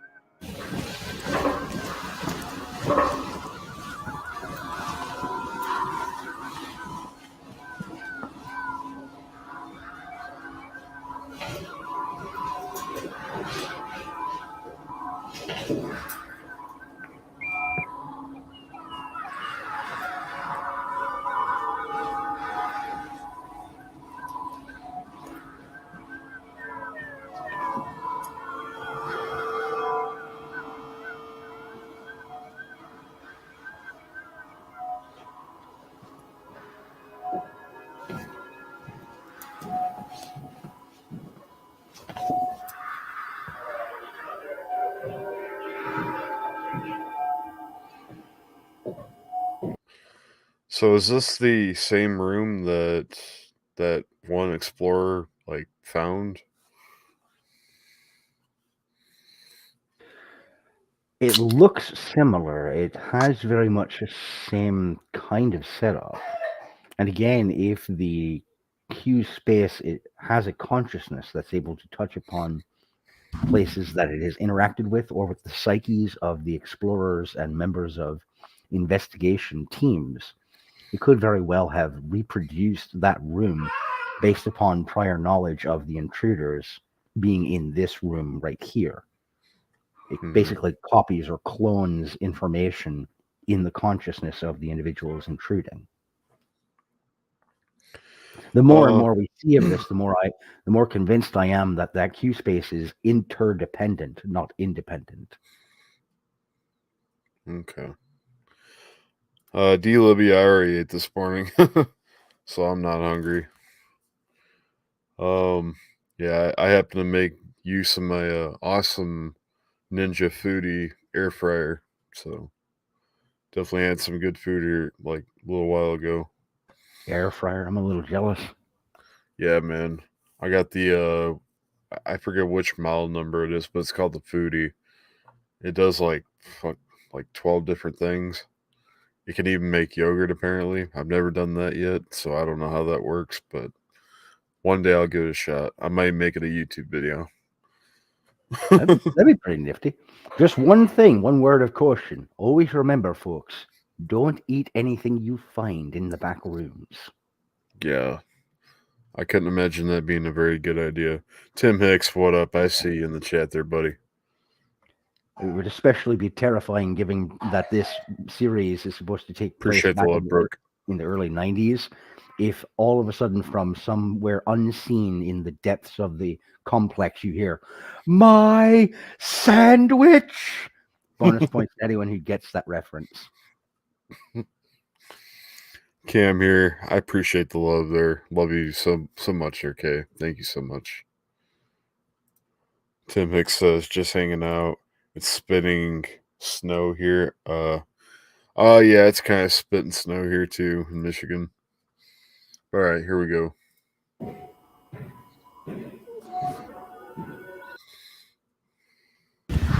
Has the vertical expansion been approved yet?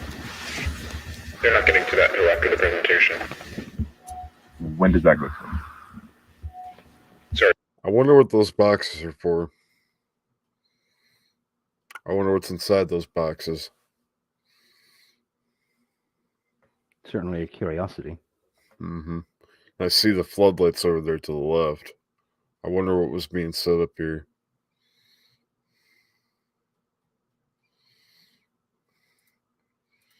This place is parallel worlds within corridors. Quite the possibility, Dealey Libby. Just about had a flood. Oh man. Now, Libby, what that would put me in mind of, if it was, parallel realms or corridors set within a next door neighbor space, that puts me in mind of the labyrinth of Amala and the Kalpa divisions within. Kay says, I love y'all, like for real. Y'all have really helped me out, and I really appreciate that. That's what we're here for, Kay. We love you too. Probably cameras. Probably. It's put together for a nap. Man, yeah, definitely. Box bed. Okay. Hell yeah, Cortex. I want one of those. Oh, the air fryer, yeah, it's super dope. I enjoy using it. No negativity in our vicinity. That's right. Absolutely. What the fuck? Sorry, can you repeat? What day will the tour be over? From the 7th to the 10th. The next report out? Yeah, should be good. End of the day tomorrow, I think. Get the cable. Oh. Okay.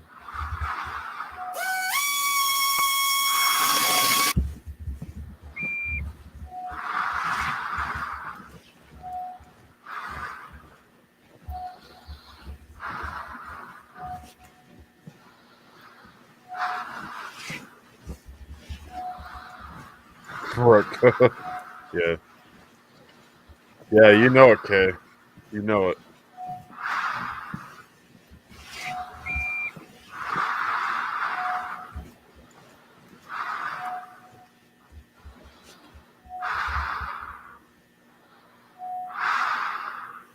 Okay, good enough.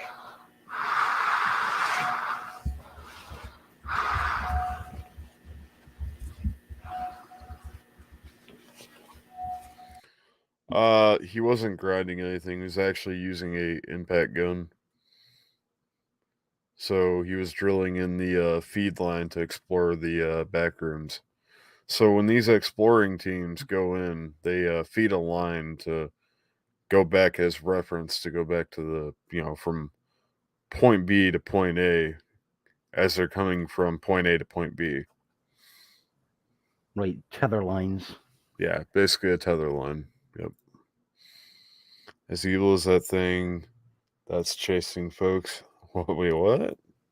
And remember, folks, if you see the tether line abruptly go slack after hearing someone screaming for dear life to Jesus Christ, turn around and get out.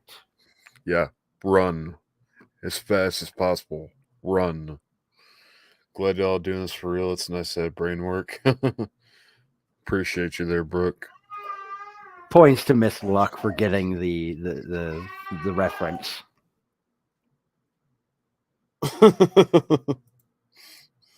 No wonder they're killing people there. Fuck with their home drilling and shit. Wait, what? Oh, yeah. For sure. And just imagine if the hypothesis we put forth last time that the fungal spores are under the carpeting, then that drilling down in order to embed these pieces of equipment could be viewed as physical damage and harm being done to the space that controls the Q space itself. That's not just intrusion, that's attack. Indeed. That's occupation.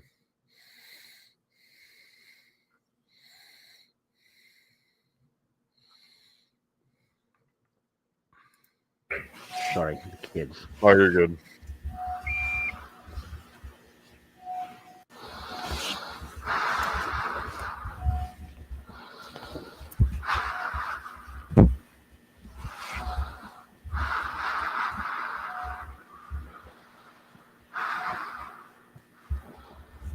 One thing that doesn't really make a lot of sense to me with these exploration teams is I know they're doing like reconnaissance and trying to understand the backrooms, but wouldn't you have went in with firearms or some kind of weapon?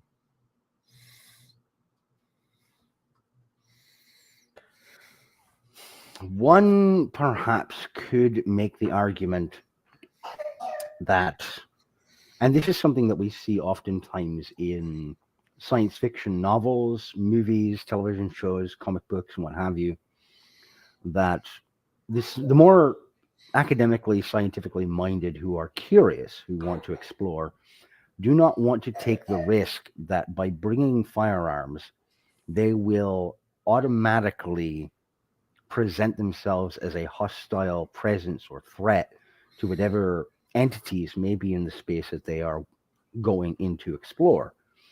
However, this is not necessarily the mindset of an organization that would assume that there is a hostile presence to contend with.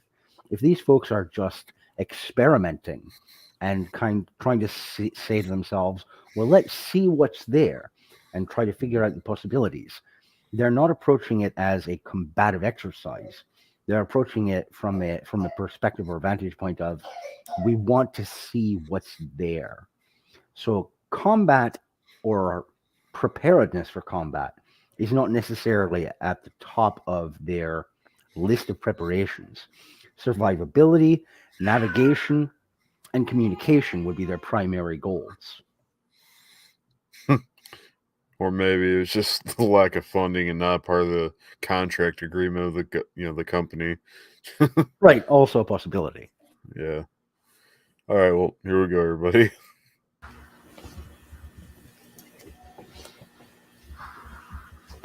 Oh, Whoa. wow. This is new.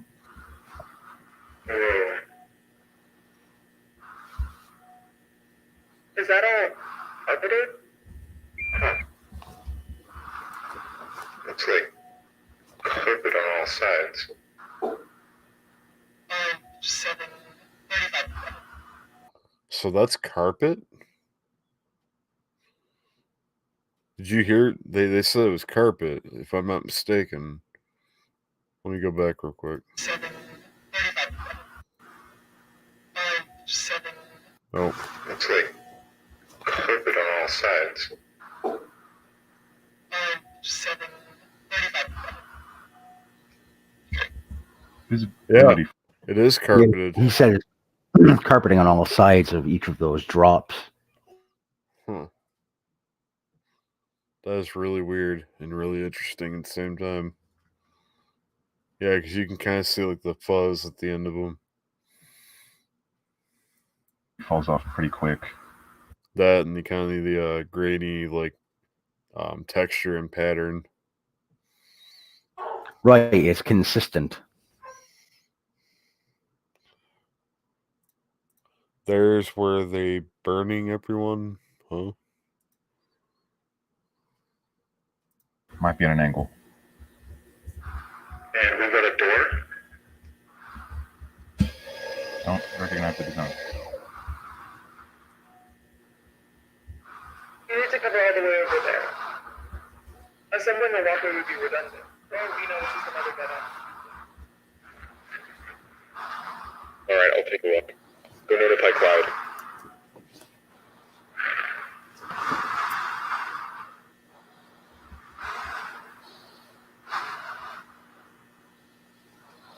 Easy. I'm good.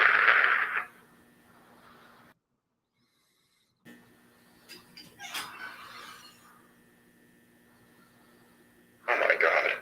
What do you see? Everything okay? Kay says, so is this real or what? Cause I'm so confused. LOL.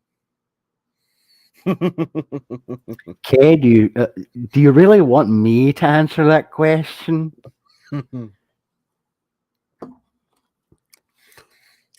I'm just gonna say no comment. And by the way, does anyone else want to point out the obvious glaring mistake of the fellow who they sent across the way there to examine the door? Does anyone else want to point out the gigantic mistake that they just made? Hold on 1 second. I'm gonna, because she said that I gotta chat the message. Hold up.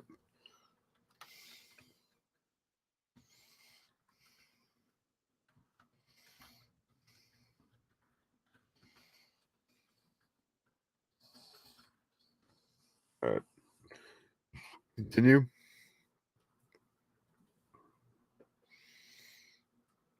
Going through dark parts, Tim Hicks said. Okay. One, there's two mistakes here that person made, or that this group made. One, he's not tethered while separating from the group. Two, he is going out of their line of perception visually. So this goes back to the partition. Big mistake, yes. Oh boy. Okay. Norman, get the camera over here. Across? Fine, just hurry. Okay. Sure, yeah. Now, again, there we have, he's speaking to them over the comms line, over the communication line audibly, in order to call for the camera to come to him. But he wasn't speaking to them or having consistent, maintained audible contact while traversing through that doorway. So, are we 100% certain that who they're talking to right now is actually that expedition member? It's a very fair point. That is a very fair point.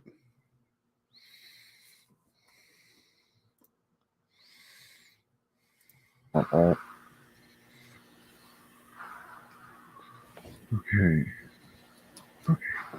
Quick, seriously. Yeah, I'm going.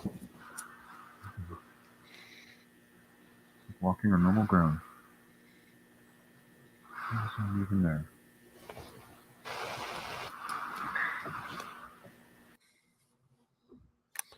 Distortion. Is there a possibility that if you separate a certain distance that you're going into that said partition?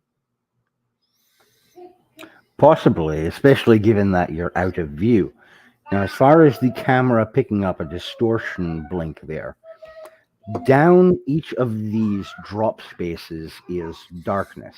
They cannot see what's beyond there. And we've already established that wherever you cannot observe could be in the process of changing, shifting, altering itself in the environment. Alterations of that sort will expend a certain amount of energy.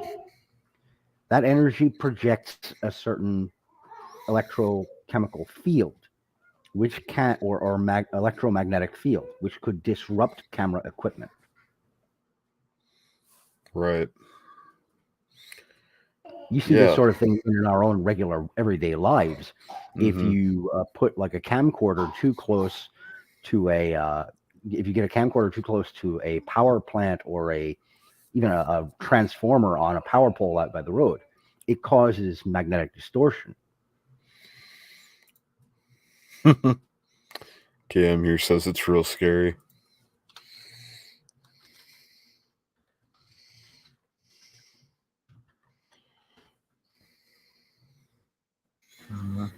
Watch it. All right. Whoa, wait. Whoa. Wait a minute.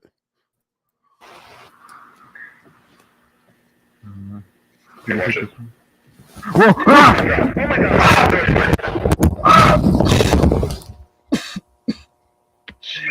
Marvin, do you copy?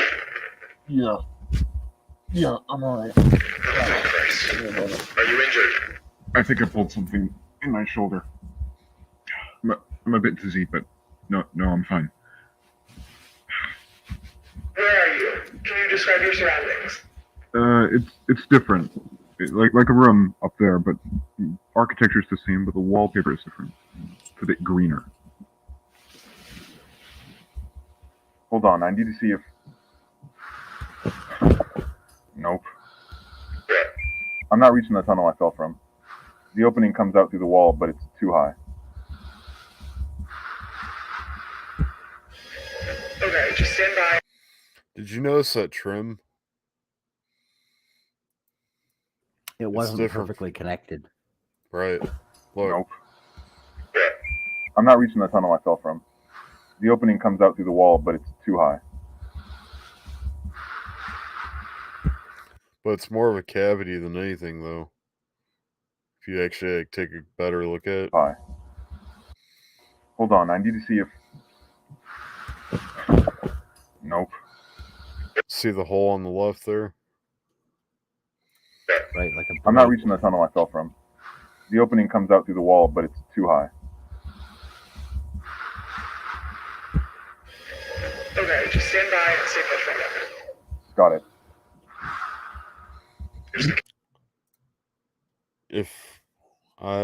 Wait, what? If would not be out of hand holding distance from someone, plus I would look like the blade going in there. I think he says IF as in I fucking wouldn't be out of hand holding distance. Oh, absolutely not. Camera in check. Seems to be fine. I'm recording, but who knows what the output will be like. Mark, make your way back over to this side. Carefully. Do you have another camera? I need to... Do you think it would be possible to make it back there? Potentially. If this space is interdependent, and if it was not able to bring down a perception partition because they are in consistent audio contact through electronics with one another, they wouldn't have a way to completely cut off perception of the other members through that electronic channel. However, if it is mimicking the audio signal of the other intruders, then this guy down here with the camera is already screwed, because he's not talking to his team members. He's feeding dialogue options to an entity or a life force that is capable of mimicking them in order to hunt them. Right. Get this. Yeah, that's some scary stuff there. Hey. Do you have another camera? I need to get this. It has to wait. This takes precedence.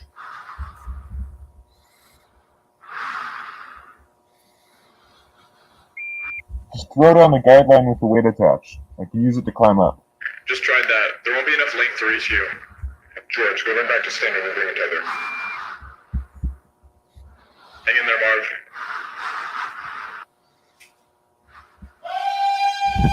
What was that? What was what? I don't know. I didn't hear anything up here. Now that brings an interesting point. That noise that just came out of nowhere.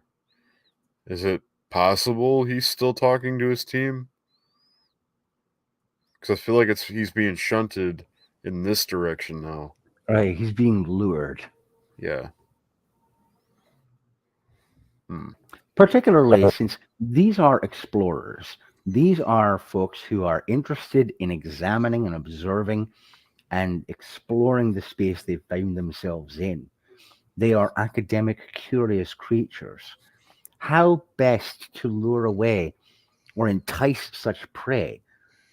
How better than to give them some small bit of stimuli to draw them in?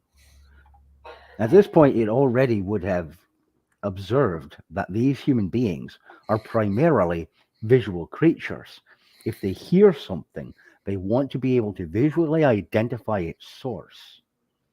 If you know what your prey will do, you know how to hunt it.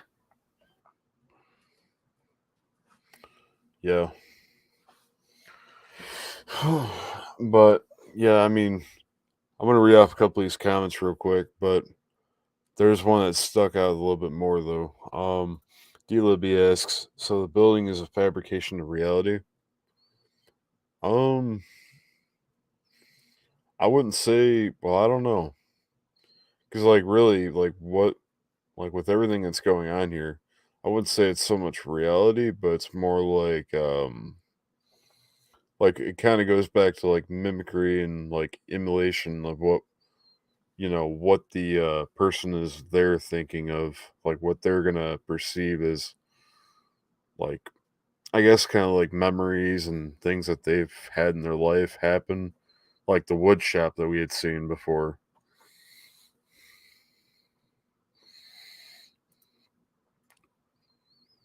Byron, what's your thoughts on that one?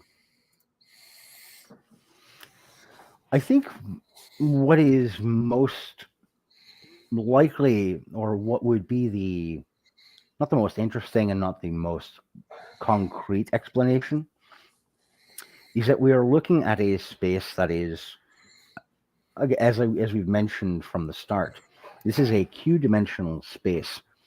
What its origin is, we have no real idea. But we do know that it is a space that is independent of and separate from our normal three-dimensionally observed reality. If it is a projection of an eldritch or alien presence or consciousness, we don't know. Is it a projection of the collective subconscious material and energy that all human beings project together into the universe? We don't know. What we do know is that it seems to have a kind of unknown sentience, and that it is either actively hostile to those who end up within its confines, or it is reactionarily hostile because it feels the need to defend itself from those individuals who are crossing into its territory. So, like, initially, where the kid was attacked from before, this team entered in before the kid. Had that team not entered before, do you think the kid would still be hunted?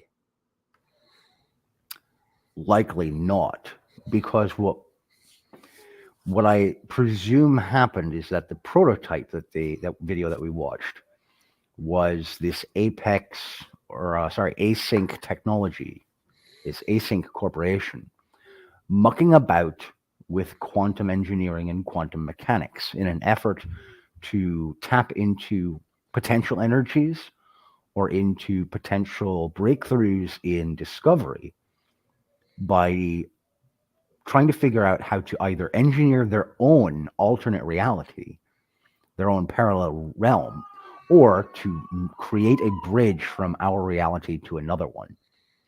When you create a bridge from one reality to another, and you cross that bridge, a question arises. What inhabits the space between those worlds? What is in the Todash space? That's a very valid point. Yeah. As a human, as most humans, I think I could speak for all of us. I don't think we would ever actually know what the origin or what any of that would actually be.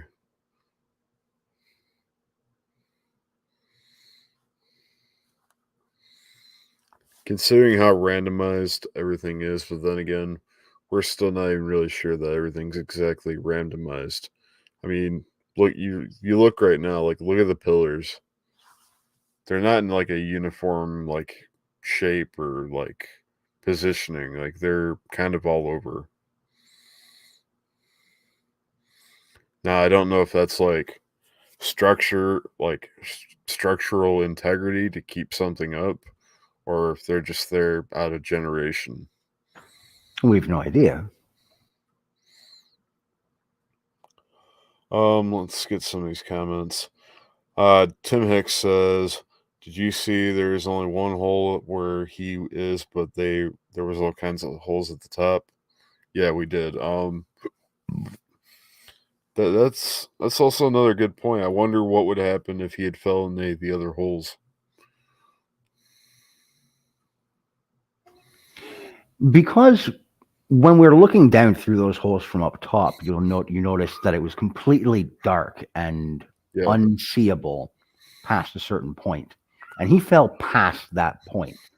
Mm-hmm. In order to simplify its task of observing and or hunting and preying upon these intruders, my presumption would be that each and every one of those spaces would deposit him into the same location, so that the Q-dimensional space only has to construct one environment for the potential prey to lapse or fall into. It minimizes its effort. Most organisms in nature, whether they be bizarre or very well known to us, behave in such a way as to minimize the required effort to capture and devour its prey. This is just conservation of energy. He's cut off from the others visibly. Yeah. I think, Tim, that was the floor above that we were looking at earlier. Oh, good thought process, Cortex. I appreciate that, D-Libby. Yeah, it wants us to have some sort of false reality, like all the walls and things that should be there but are all out of whack. Yeah. Quantum physics at its best. We could see it differently than we could see it differently than the entity does your thing.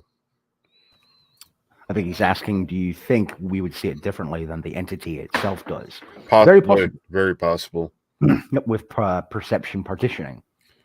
As far as the architectural instability or irregularity, if this is an interdependent presence or sentience, it could understand the concept of things like struts and support beams, but might not be able to logically assemble them into the order that we would understand from an architectural standpoint. Mm-hmm. Like perhaps would understand how it would apply these things in its own sets of rules and laws of physics. Mm-hmm. But its interior laws of physics might not be precisely the same as our own. Thus, it has to arrange them differently. That's also true. Lovely. I think there's somebody down here. That was a very good prime example right there. Look at how curved the hallway is. Very, very good prime example right there. I think there's somebody down here. Oh.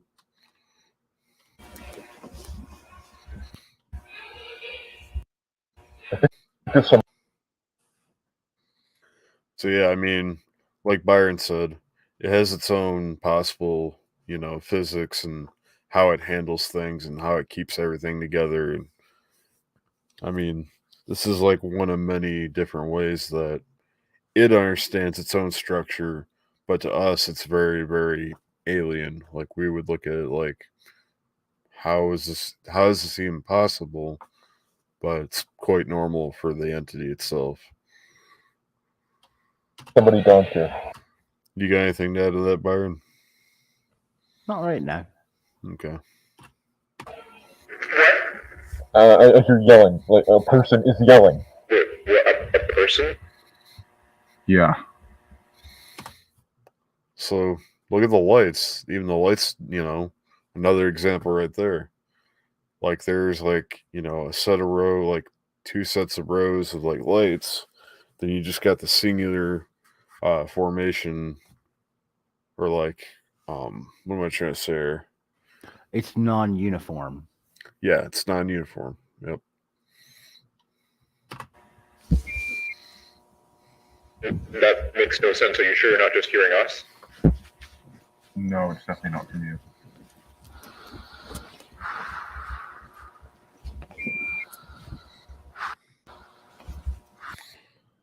I hate to say it, but I'd like to see it come out. What?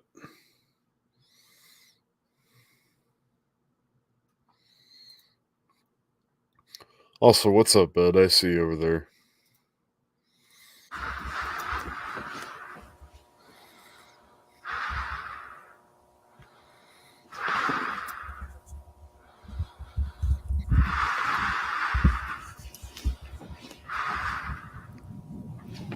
Whoa. Whoa. Whoa. Oh, man. I just got very, very, very, very uneasy feelings about that. What about you? I have all kinds of things I could say here, but for the moment, I'm going to withhold.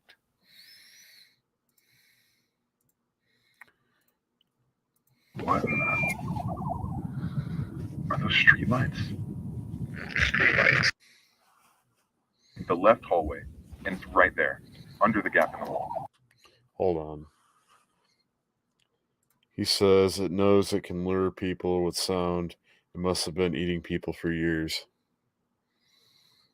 I don't think it's been years because they had opened it up through a gateway portal that they've constructed, the company Async. Then again, in like a universe standpoint, like a dimension, even a dimension standpoint, you gotta think about it like this. Is this the only dimension and or universe has opened up to the Backrooms? Right. Let's also not forget about the second law of conservation of energy, Tim, that energy cannot be created nor destroyed. It can only be transformed, transferred, or transmogrified. Sound is a form of energy. It is the vibration of objects in a confined or known space. That vibration, when it carries to our aural receptors, is perceived as sound. It's perceived as noise. But even if you're not present to observe the sound, that sound vibrates through the universe. It is transferred. The distance that sound can carry is not specifically known to only carry in our 3-dimensional space. A parallel Q-dimensional space could easily, theoretically, pick up that vibration and house it in its own internal library of sounds to utilize if it were to be intruded upon down the line. Appreciate the love there, Brooke. Brooke, if I'm not mistaken, I just sent you a friend request on Discord, but if you can, I just sent you a DM. And to Cortex and the folks in the chat, I am going to be having to hop off here pretty shortly to get ready for an appointment I've got with the boys soon. Yeah. Yeah, no, we're definitely gonna cut this short here. Give me 1 second here, Byron. Do you have access to your DMs, Byron? Yeah, I've got my phone right here.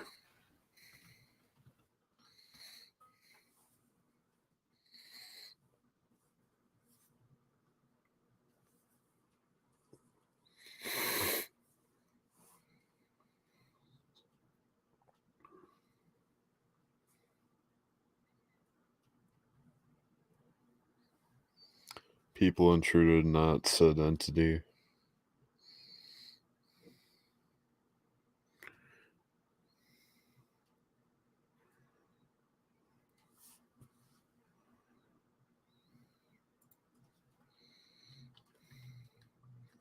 All right, yeah.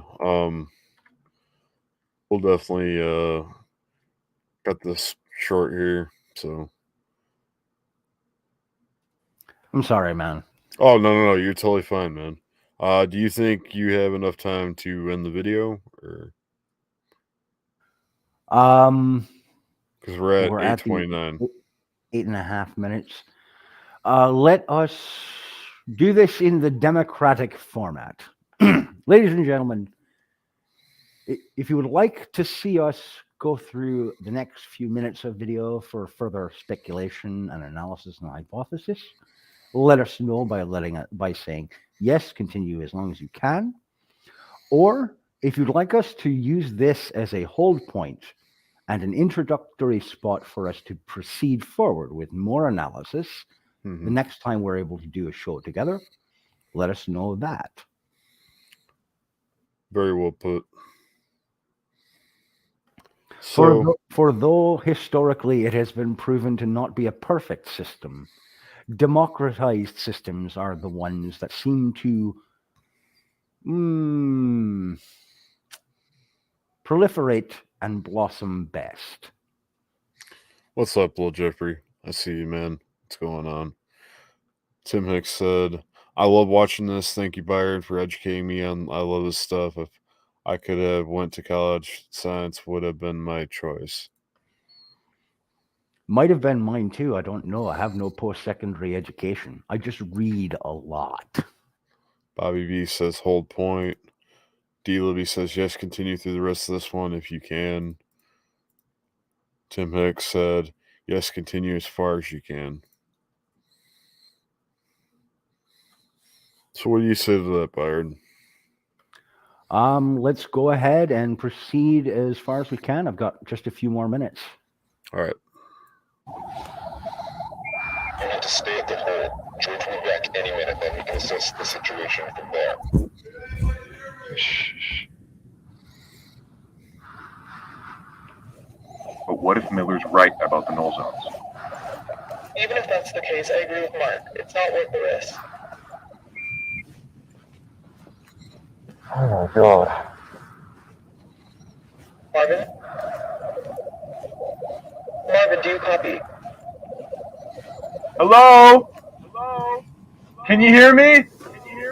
Marv, what are you doing? I'm trying to find them. I know how to get back. It's fine.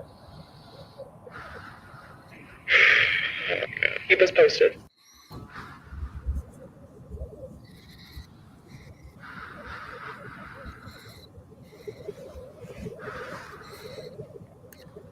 Also, did you notice the houses? They're awkward as well. Yeah, they're not properly shaped. They're not properly shaped, and some of them are like, they're like tilted in a way. Like if you go back and look at this one right here, they're skewed. Yeah, like on a slope almost. Like right here, like if you look at the wall, it's like it's tilting.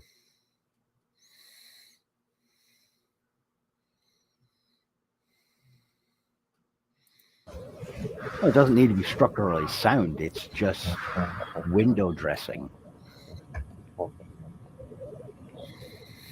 It's like a neighborhood.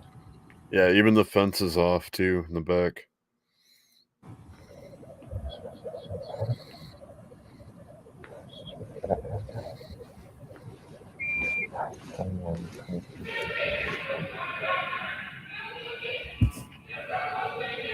Hello?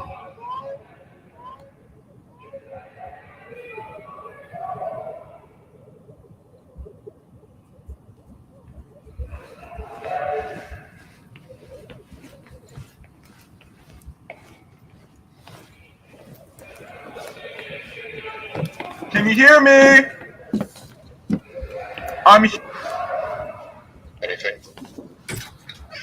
I'm answering one of the houses. I can see where the yelling's coming from.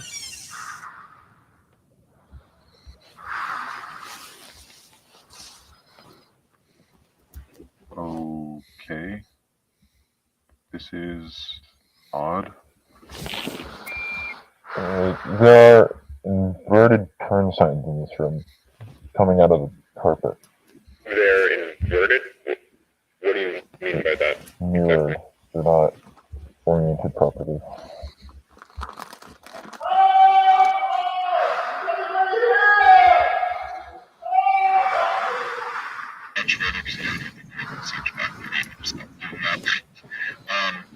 So this is getting keep us posted. So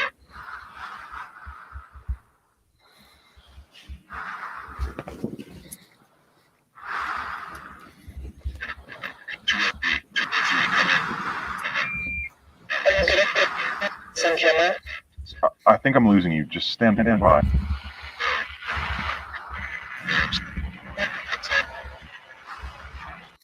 Is that possibly another layer partition that he's going through? You say he's losing signal. Given that he's now losing audio contact with his team, I would posit that he's either approaching a partition or he's already passed through one. Okay.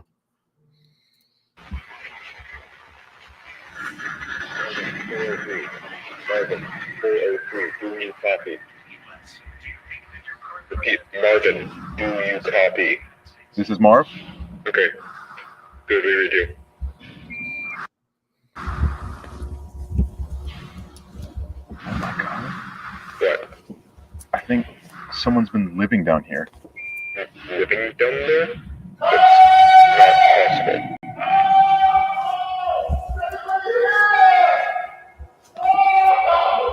Hey! Can you hear me? I think I got him. Sorry, Okay, I'm really sorry, guys. I gotta get going. The boys are getting a little persnickety here. They need lunch before we get going for the day. All right. Well, again, I'm sorry about that, folks. Oh no, you're totally fine, Byron. Like you said, family comes first. Guys, if you like what you saw, please drop a like, comment down below, and if you can, please hit the subscribe button and turn on notifications if you'd like to see more of this. I'm Cortex. Byron Assidious. He was just with us.